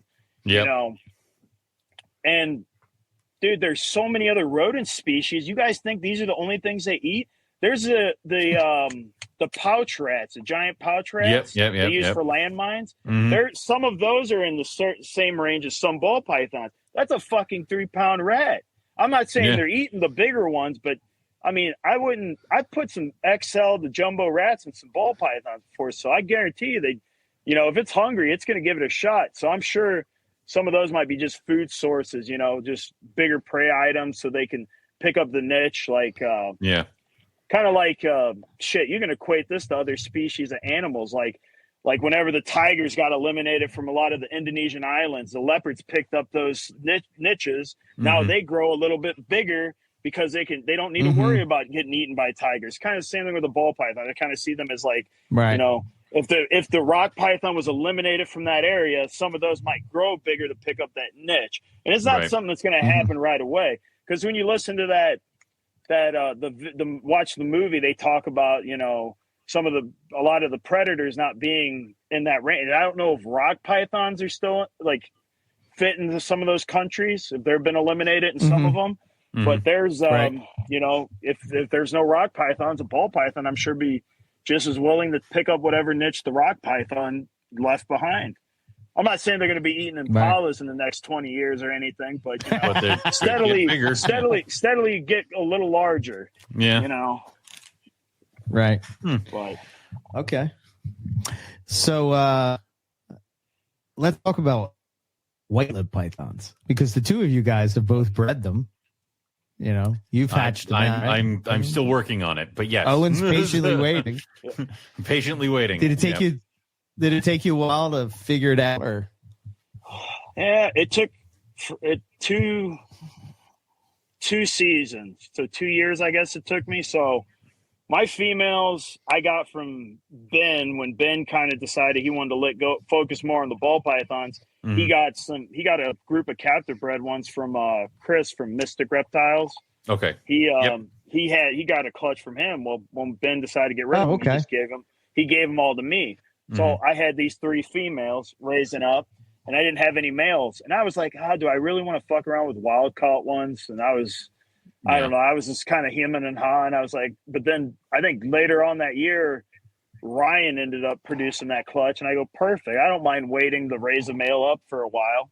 So I got like 2 males from Ryan whenever he got his first clutch of golds. Okay. And I was mainly waiting for them to get up to I guess when they're I guess whatever age they prefer breeding at, because they were my females were like 9 years old. Okay. Well, the one that bred was 9 years old, and she I kept them small, man. Like mine are tiny. Like mine my males are small enough to fit in a CB or not like a 32 quart tub real comfortably. And they're proven breeders, and the one is a proven breeder, and they're tiny. Yeah, because I think that's definitely more along the lines of that people, like, I remember my first couple white lips were like 8 feet long, and it's like, that'd be horrible. Yeah, I mean, my male gold right now is about 6 foot, but I keep him thin as he's a thin whip. Like he is, because he's right on that edge of getting too big. But my female is only about maybe 5 feet, but she's not huge. That's about what my females are. And that's, I think, where they should be. So, yeah. And I do agree with you that, like, it's later. It's not, they've hit 4 now. Here you go. Yeah, right. Yeah. Well, sometimes I wonder about that too, because, I think sometimes we overthink the age of a lot of these animals. The only reason I say this is because you had like the K brothers bred an olive python female at 18 months old. Right. Now, I'm not saying everyone should do that. Please, but I'm God, saying no. I'm just saying, and Daniel Natouche, right? I reference the shit out of a lot of your guys' videos, but he made most chondro people say 4 or 5 years at least. Daniel Natouche was saying they breed at around 2 to 3 years of age, and I go, well, it's kind of.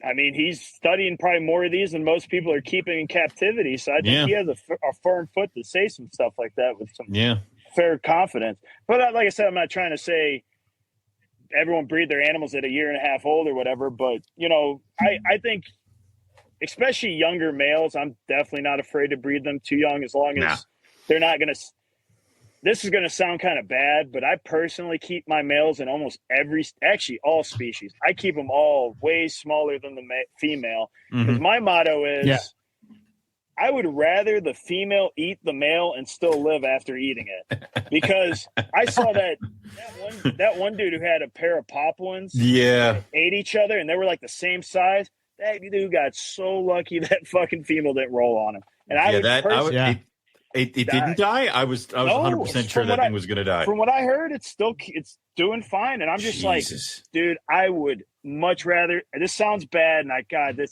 sounds bad, but I would much rather just the male get eaten, and I'd be like, all right, at least I can get another male and raise it up at a reasonable age. Like it sounds bad, but that's just my mindset. I'd rather have one animal die rather than two animals die. Yeah, I'd rather have none of them die, obviously, but if I'm going to have to choose. Right.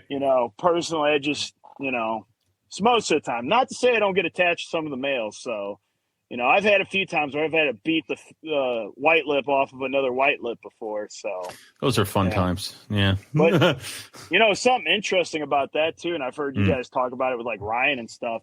I've heard you guys mention once they're not compatible, they don't think it could ever be compatible. But I've noticed they seem to it just seems to be a mood thing. Like one year I've had a female fine with a male. Then the next year she was like, she probably just wasn't wanting to breed at all. So she was just, fuck this male. I'm going to eat him if you keep him in here with me. Yeah. So I've had one female that I tried breeding last year, didn't go, totally fine with the male, and tried her this year again. And this time she was more inclined to wrap them both up. So I don't necessarily believe that I think it's just you got to find that right timing or just be patient. Yeah. Be willing to sit there and have to pull them apart if they're going to try to wrap each other up. I would agree with that because I think my pair that bred this year, the year prior, I was pulling them off each other and pulling teeth out of each other. So that's never fun. No, I remember and that was actually the female I had prior to this girl. She split my male up so bad we had to get him stitched. Yeah. It took – I had this happen with Savu pythons twice where they wrapped each other up, and it took me not so long, but it took me long enough to separate them. The male ended up getting neurological problems from it. Like his neck, just fucked up his head, and he's a little loopier now than he used to be. So I had to give my Cali Kings the year off just because I want them to all to heal. Like it's like she's all chewed up all over her neck, and my male is he's such an aggressive breeder. She's got bite marks down her side. I'm like, what were you doing down there? Like but totally get that. But can you walk us through, pairing your white lips and stuff like that, and then also getting eggs and getting babies because I'm staring down those barrels in the next couple weeks. So breeding, honestly, the best person you can go to right now is probably Ryan Young. Yeah. So I asked him, and he had so prior to Ryan, I used to get a lot of my breeding information from Nick. Mm-hmm. And Nick does obviously great things, breeds lots of different species, but, he hasn't bred white lips as far as I can think of. So I was like, well, I'm going to ask Ryan because, they do similar things anyway. So I was just curious what his opinion on why Nick hasn't had success compared to why Ryan's had success. So I was just curious. And I did, because I used to do the Nick Mutton method, right? Where I used to not feed hardly anything, maybe every once in a great while during summer. And then I would feed real heavy in the fall.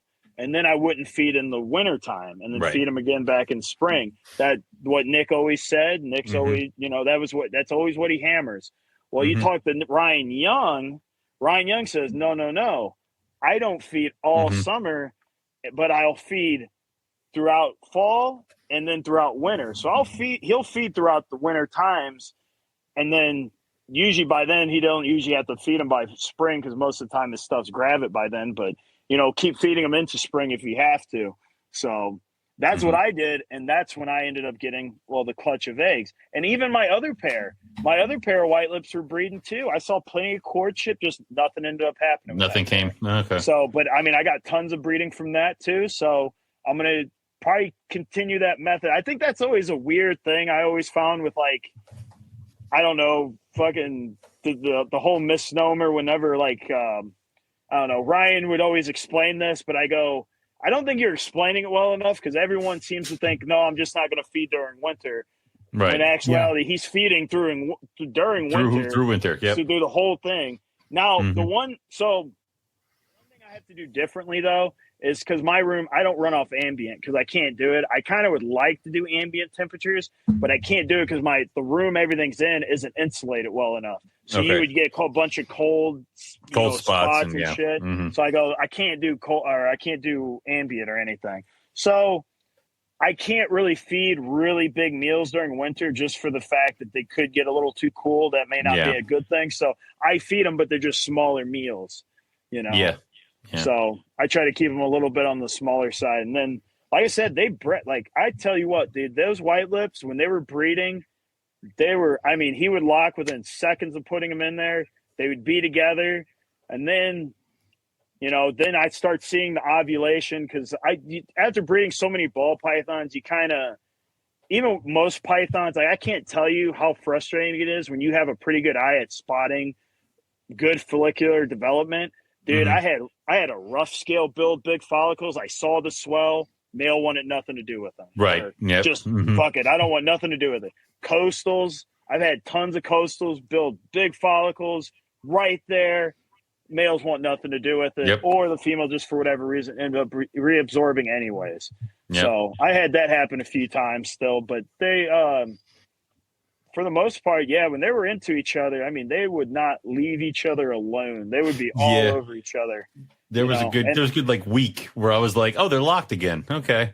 Because I don't know if this is going to sound kind of bad too, but I kind of barely spot clean. I would change out water because they need clean water to live. But outside of that, I would kind of keep their cage a little, not horrendously bad, but I mean, if there was poop kind of in the front where I wouldn't have to shift around and move around any of their shit, I would just take that out and leave kind of the rest. I wouldn't fiddle with them.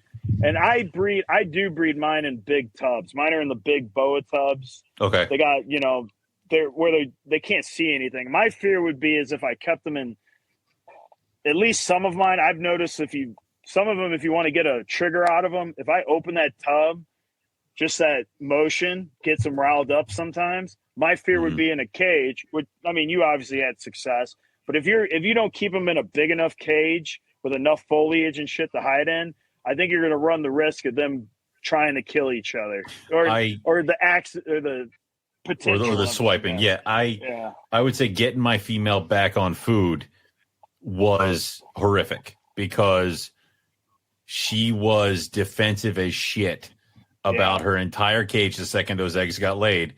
And I kind of tried to do the carpet thing where I removed the eggs, I swapped out the bin, I cleaned her off and stuff like that, and then I cleaned the cage a little bit, and that would be fine. She was not having any of it until I did a full mulch change. Really? Swapped everything out. After that, she settles right, we're talking I'm across the room and she's hitting the glass. Mulch change. She settles down. She takes she takes a rat that night. And I'm like, okay. So now we've learned there can be no scent of eggs anywhere left. Got it. It was. Right. Yep. So I've kind of gotten lazy with that method because I've noticed even with ball pythons, I used to do that stuff all the time and I would still get females go off food. So I said, fuck it. I'm just not going to even bother doing it. And it, to me personally, seems very hit and miss. Yeah, You'll have it is. some females will eat regardless if you clean them or not. They don't give a shit. Others, they might wait out a little bit, but I think some people get a little too worried about, oh my God, it hasn't eaten in all these months. It looks like a fucking tube sock. It's just, how is it? Yeah. Well, you guys seen them in the wild. There's a lot of wild snakes that look like tube socks and shit. And, I'm not saying keep them like that, but I don't hammer them. I might give them one, like that, the female white lip that laid for me. I've only fed her once. Since she laid, I only fed her once. And I'm not going to feed her again till August when I then start back up on her feeding again. I might pound her a little heavier, but I just won't even bother because I think I'm going to go ahead and try to breed her again because from what Ryan said, if they're either going to go or they're not, man. Unless she had like a real bad, like if any snake had a real bad issue with eggs, then I wouldn't be pushing them like that. But if she bounced back and did fine, I don't see a problem with trying them again. It's one of those things where it's like right afterwards, you're like, oh man, I might have to give you the next year off. And then like a month later, you're like, you're fucking fine. Like, look at you. Like you're rolling. Like it's. I've noticed too, and this is from ball python breeding. I'm sorry I'm referencing ball pythons, but that's the biggest sample size. Nah, man. As far as all right. We'll edit that out. But but with ball pythons, I've noticed like the sweet spot for repetitive breeders is that 1,400 to 1,800 gram mark. Once the females get into that 2 to 3 to even bigger size, I notice they're not as reliable. They'll go, some can be, I'm not saying not all, but a lot of mine seem to want to go breed bi-yearly compared to ones that are just smaller. So I think like when you see those big white lip pythons and stuff, or big snakes in general, and you see those monster animals that do breed for people, sometimes that might be the only clutch they get, or it might not breed every other couple of years. Like I see it with ball pythons, I've almost adopted a year break just because I kept ended up having the same shit every year in these tubs, and it's like, all right, well, mix it up. So I keep doing that where I keep leapfrogging my girls just because then I don't have to, like this year, no tigers. Next year, it's going to be a shit ton of tigers. So well, I think that if you're going to breed the sell stuff, dude, that should be if you end up keeping that shit for the following year, you probably shouldn't breed it. Don't do it again. Yeah. If you have 6 bins of the same shit and then you're about to get a clutch of another 20 of them, you've done something wrong. Like it's not. Yeah. You're just adding to your headache. I mean, if you want to add to your headache, go ahead. But I mean, I'm not, like if I'm stuck with multiple Antaresia, that shit could roll over to the following year because chances are it's going to take me that long to get them feeding anyway. Exactly. Exactly. I know you've had some other ones to roll. Yeah. Oh yeah. Talk about bang your head off the rack. Oh, they're terrible. I think I read one of your posts one time. You're like, I'll never work with these again. I'll never breed these again or something like that. I can't remember what it was, but I had something interesting with the Antaresia, and I haven't talked to Justin about it, and I don't know if it's because the Antaresia, as far as a python genus, they're so different. Well, I don't think it's so much. I think they're different, but they're just in their environment. They're the smallest creature in their environment. They're not like a retic that's an apex predator. Or an olive python would be considered an apex predator. These guys are the fucking bottom of the barrel type of animals. So I wonder, I've noticed something with my incubator because I don't change that incubator temperature wise for anything for the most part. Well, it keeps it, the Antaresia are in a small little Sims container. So I guess they accumulate heat better because they're smaller. So I think every other python box in there is probably around the 88, 89 degree mark. And I know maybe even lower than that, maybe 86 or 87, 88. But I noticed the Antaresia box would get up to 90. Damn. I'm like, hot damn. I didn't notice this till like maybe the 3rd year of breeding Antaresia or 4th year. And I was like, God, I'm getting so much dick in this fucking, like, it's ridiculous. Like my whole Western clutch that I had, the Western Stimsons, they were all males. My spotted python was probably the only one I ever had a substantial amount of females. I think it was I'm trying to think what it was, 7.3 It was still very male heavy. That's probably the heaviest one I've had. My wheat belt clutch the year prior was like a 8.1, 8.2. My first year breeding Eastern Stimsons, it was 17.1. That's not fair. I was like, I'd be double. Like, that's the problem with 17. So if it were the other way around, I'd be like, clearly I fucked up. Partho. I would have been like, these are all Partho. That's what I would immediately thought of. But I'm sitting there going, but to have 17 males, that means you saw. Like, dude, I'm just like, this is ridiculous. At first I was like, dude, maybe these things, peens are just, I mean, they're tiny to begin with, but maybe I'm missing something here. And I'm like, no, because the females, they had nothing popping out. And I'm just like, what's going on with this shit? And then I had on the one of the posts, what is his name? Andy It starts with a G. You guys know who he is. I can't think of his name. I think so. He was telling he was telling me he bred him a couple years in a row, and he said, I incubated him at 88, and you get better feeders and better sex ratios. And I go, okay. So I and Justin said he never noticed any. I don't know what he said he incubated at, but I don't know. I just thought it was weird because I never thought of a python. You know, you always hear rumor mills of people saying, oh yeah, I incubate lower and get, but I never bought into that. I didn't, I figured if one python, they're just all pretty much the same. But I'm not saying there is or isn't. We'll see. Cause next year I'm trying to get another incubator set up just for the Antaresia, you know, so I can see if I can fix that problem. Cause I can't, I get another load of males like that, man. It's like, it's ridiculous. It makes it hard to hold stuff back because I'm not holding back a bunch of males. Why would you hold back boys? Yeah. Yeah. I mean, I don't mind holding back a few, but shit. Not all of them. I mean, come on. It's like you all aren't that cool now. It's like I don't need all you guys.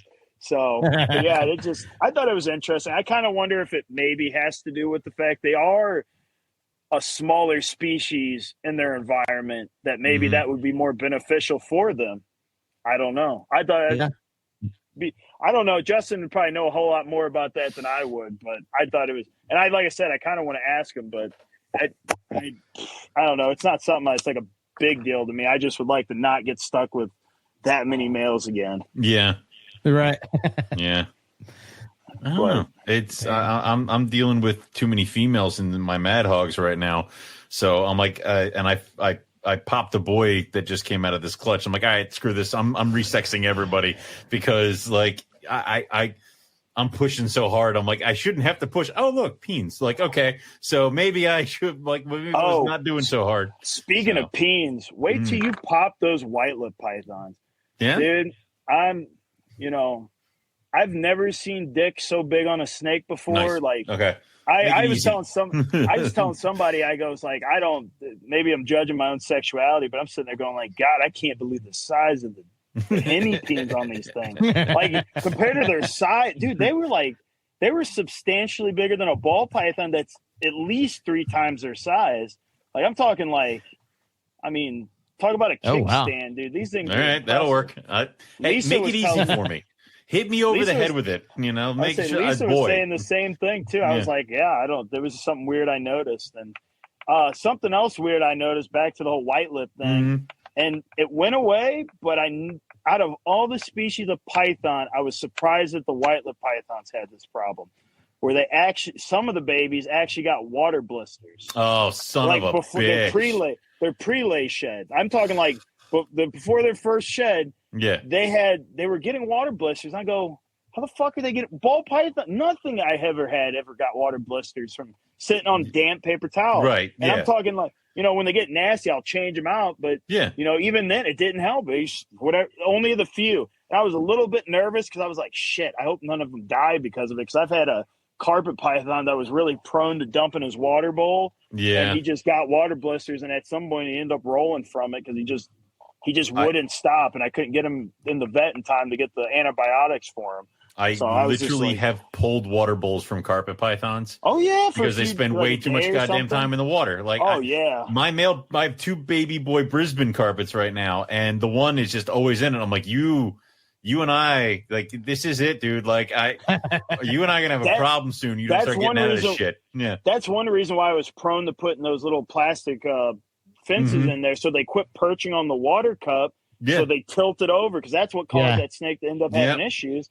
And I'm like, well, this is fucking frustrating. And I didn't think about it at the time, but now that I set up all these babies, I go, that's a huge headache I'm saving from. Oh yeah, having something like that. But with the white lips, they shed and it went away. And they have such soft, fragile skin when they're babies. Yeah, like I've had a couple like that's the other thing, is that I love it when you've seen a fresh baby gold. And like you go to the show and people are like, oh, this thing's like a hatchling. I'm like, it doesn't have spots anymore. Shut up. Like, it's like they're born, they have spots, speckles. So it's like, but I've had a couple, and it's almost like a baby scrub, where like their skin is just so soft and can be damaged so quickly. So that's what I've heard. But it was weird because, I mean, even scale wise, water pythons have similar scales to be able to handle their moist environment. And those guys didn't have any problem compared to the white lips when it came to those water blisters. But I don't know. And I was terrified. I go, I'm not going to keep these guys dry. Yeah. Before their prelay shed, because I was like, I just don't want them to shrivel up and blow away. Not blow away, but shrivel up on me or anything. So, so I was like, shit, hopefully this just fades away or something. Because you're not going to give antibiotics. I wouldn't feel comfortable giving antibiotics to a fucking tiny little python like that. You get like a flash in the needle and be like, good enough. Like that's right. No. It'd be a pain. So I'm just that'd be we're horrible. gonna coast this and just hope for the best. And everything's shed and they're fine. So I kind of do more and more with certain types of snakes is the humidity hide thing of like the damp moss. Like that might have been a good idea. Dude, I don't ever see my mandarin rat snake. I put the fuzzy on top and then I leave and then it's gone. And then like he sheds fine. And I did the same thing with my rainbow boas when they were little. And then also my ring. I did that with rings. Yep. I did human hides. Yep. Never had a problem shedding. Everybody said that they were, the same thing. That they get them out of the water, so sensitive and whatnot. The worst thing is that they'll get in the water, then they'll piss at it, and then they'll just sit in it. And it's like, cool, you can get out of that, No, all right. It's.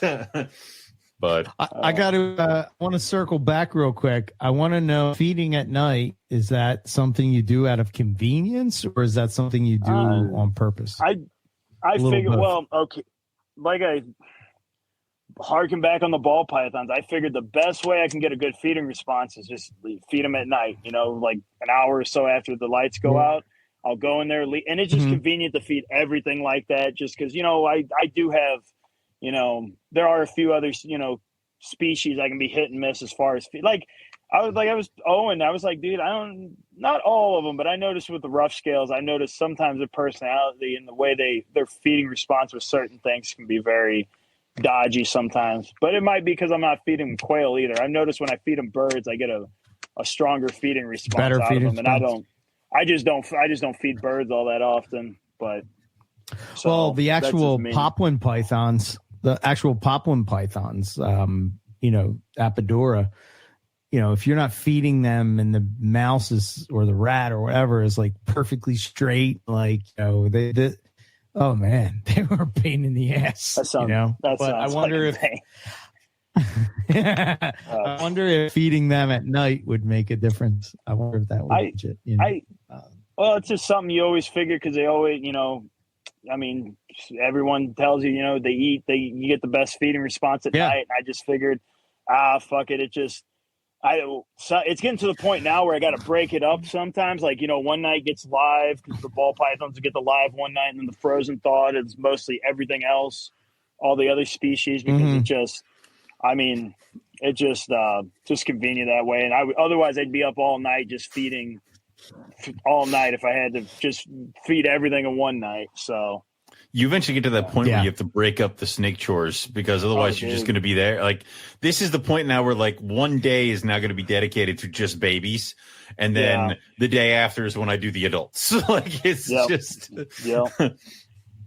No, for sure. Yeah. It makes it easier to sort of balance that whole thing. I remember doing that.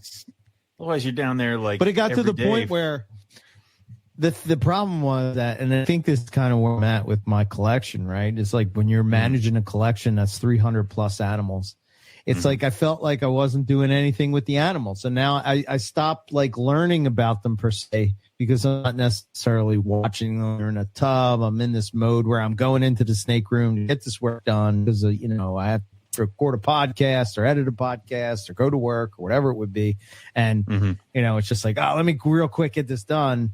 And it sort of it became a chore, and it was kind of like, well, I think I gotta change this. I have no, I don't want to be the guy. I don't really care about selling snakes and doing this as my living.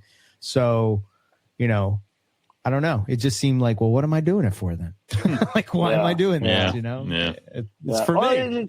It's kind of like whatever you get out of it. Cause like, I'm kind of the guy, I can just, Nick used to give me shit about ball pythons and stuff being boring pet rocks, but I told him, sometimes you like it when your art doesn't move.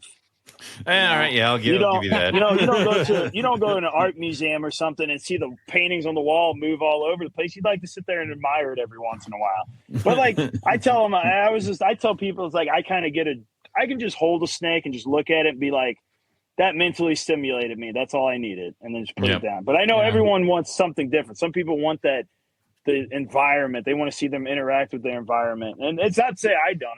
I do get a thrill out of watching some of them, because you can see certain species react to an environment differently, like the olive pythons, the retics, and the white-lipped pythons, I would say, all kind of interact with their environment a little bit different, as far as they're more interactive. They want to kind of search around and investigate. And the blackheads, too. The blackheads are like that, too.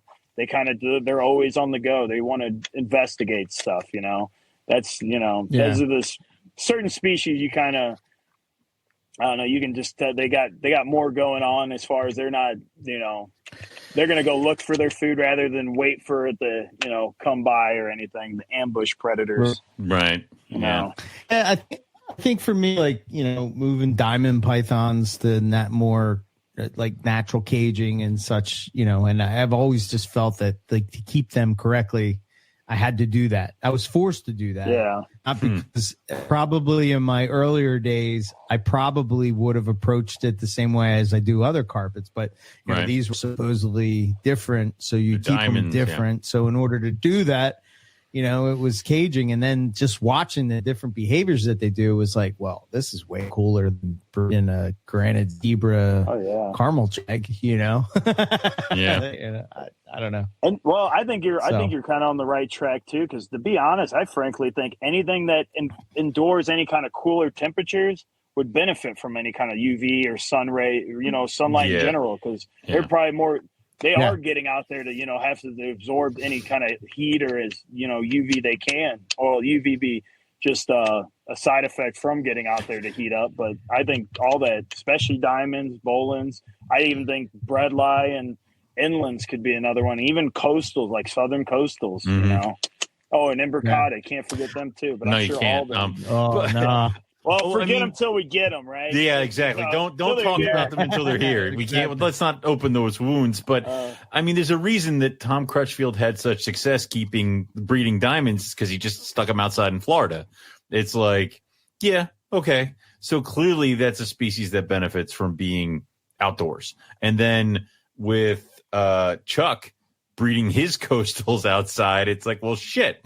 Apparently, if you're in the right spot, you can do. That's an option. So my fear with the outdoor stuff is because I know it would happen to me. Is there would be a weak spot and I would have to no, I couldn't do it. That I think that's just a mental barrier I would have to get over. But that would just be a fear of mine. I'd go out there, be like, where the fuck is this snake? Where's my snake? Where did it go?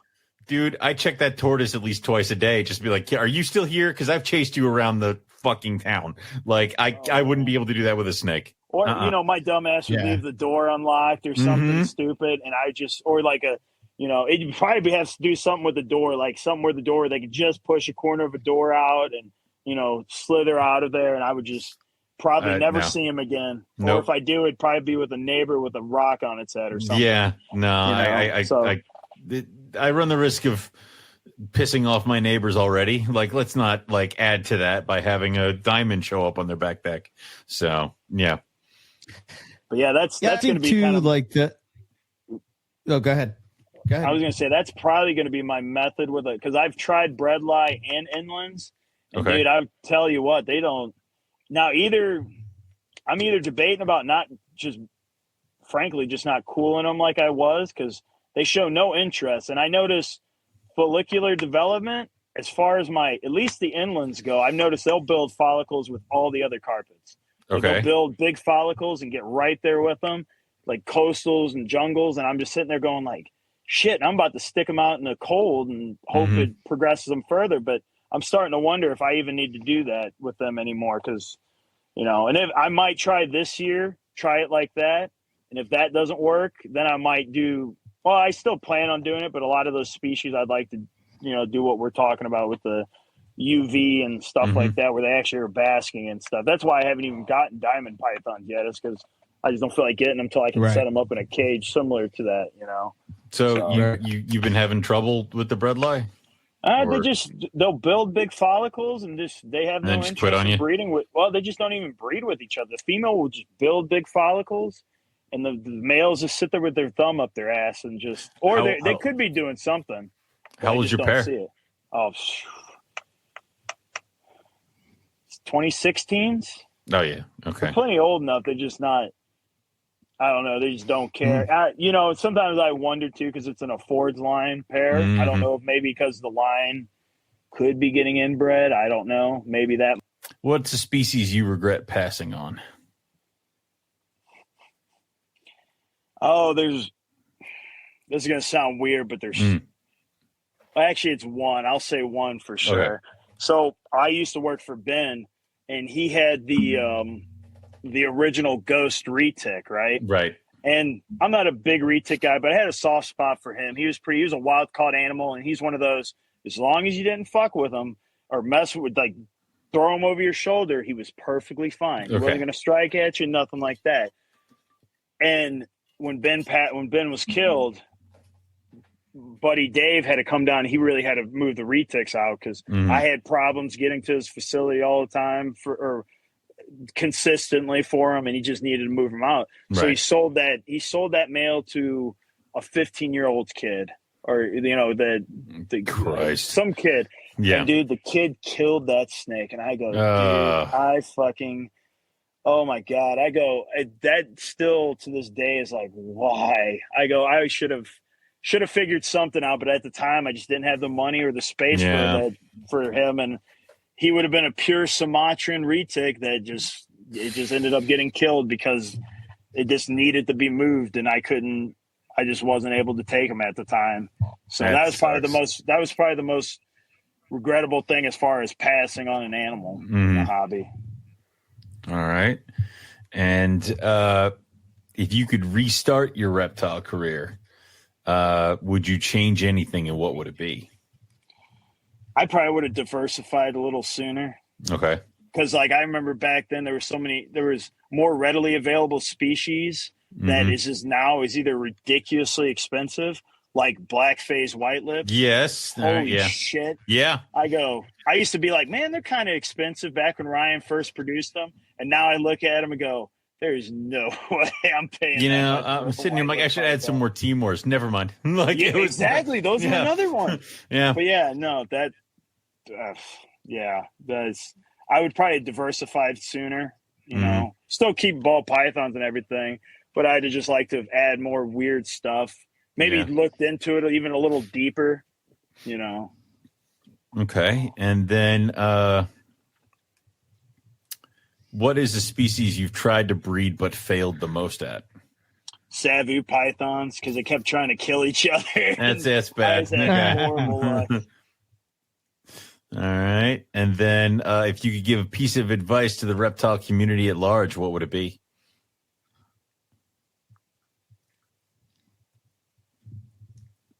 Oh, there's a large.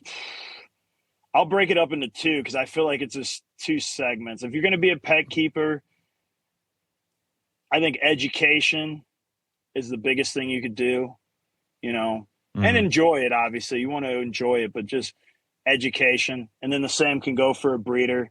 If you're going to be a breeder, education, but then try to create be creative. Mm-hmm. There's a reason why, like Eric and you guys are saying, there's a reason why you see certain people stand out in the industry, and it's because of an idea or because of a dream or whatever it is they had. They were willing to go through the hassle of it and work towards something. Mm-hmm. You know, they didn't let people dog them down or tell them they had a shitty idea. They just kept doing it. And, you know, eventually it was meant to be. It was meant to be. So, you know, determination, I guess, if you're going to be a breeder, and then education if you're more of just on the pet keeping side. Cool. And then the last one would be, which one do I want? There's so many. What is the coolest reptile moment you've had in your career, whether it be breeding, herping, or keeping? Oh, Jesus. Mm-hmm. This is kind of hard. This is like a dual sire thing, I guess. Like it was the worst and the best part of my life was working for Ben. Mm-hmm. And then because that introduced me to the industry and, you know, and everything. And then it ended up being probably one of the worst experiences of my life because I was there from literally I was there from beginning to end. So I was through that whole process.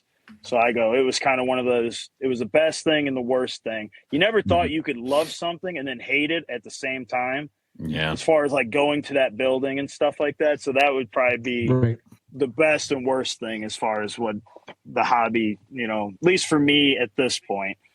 Yeah. Cool. Is there any stuff you wanted to throw out there? Website, stuff you're working on, anything like that?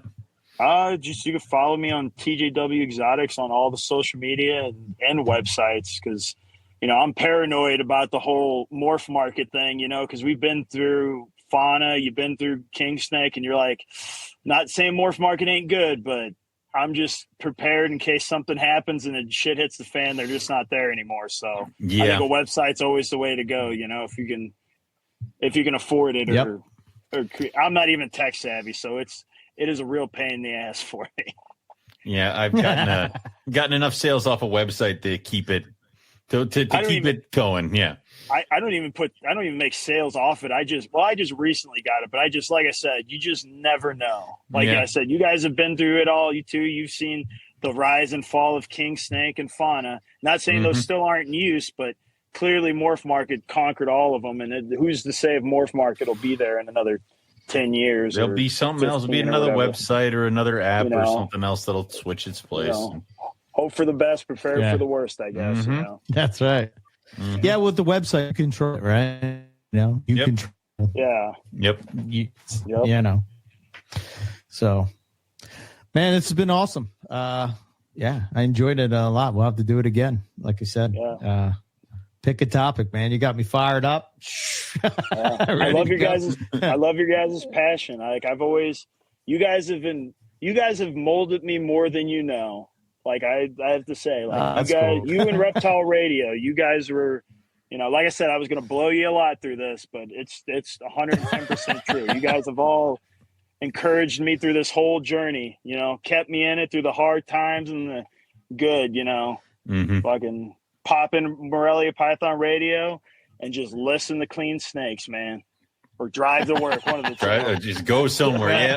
Go somewhere. Yep. So. Awesome. Right on, man. Right on. All right. Well, yeah, man. We'll catch you a bit. Have to do a second one. We'll go from there. Close out and let's do this real quick. Let me pull the list. The whole list. My notes. The whole list. The whole list. I think the whole list. Okay. The whole list.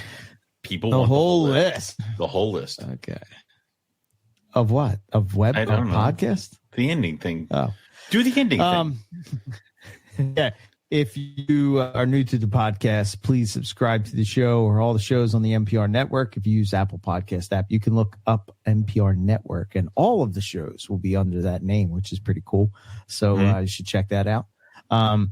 If you like the show and you want to support the network first, just share the show around, turn people onto it.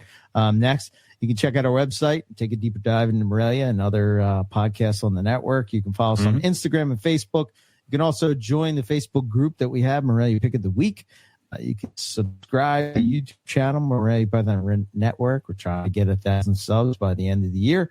Would be nice to say on the holiday show that we've hit that number. Either way, I'll be hammered, so we'll further. Just go.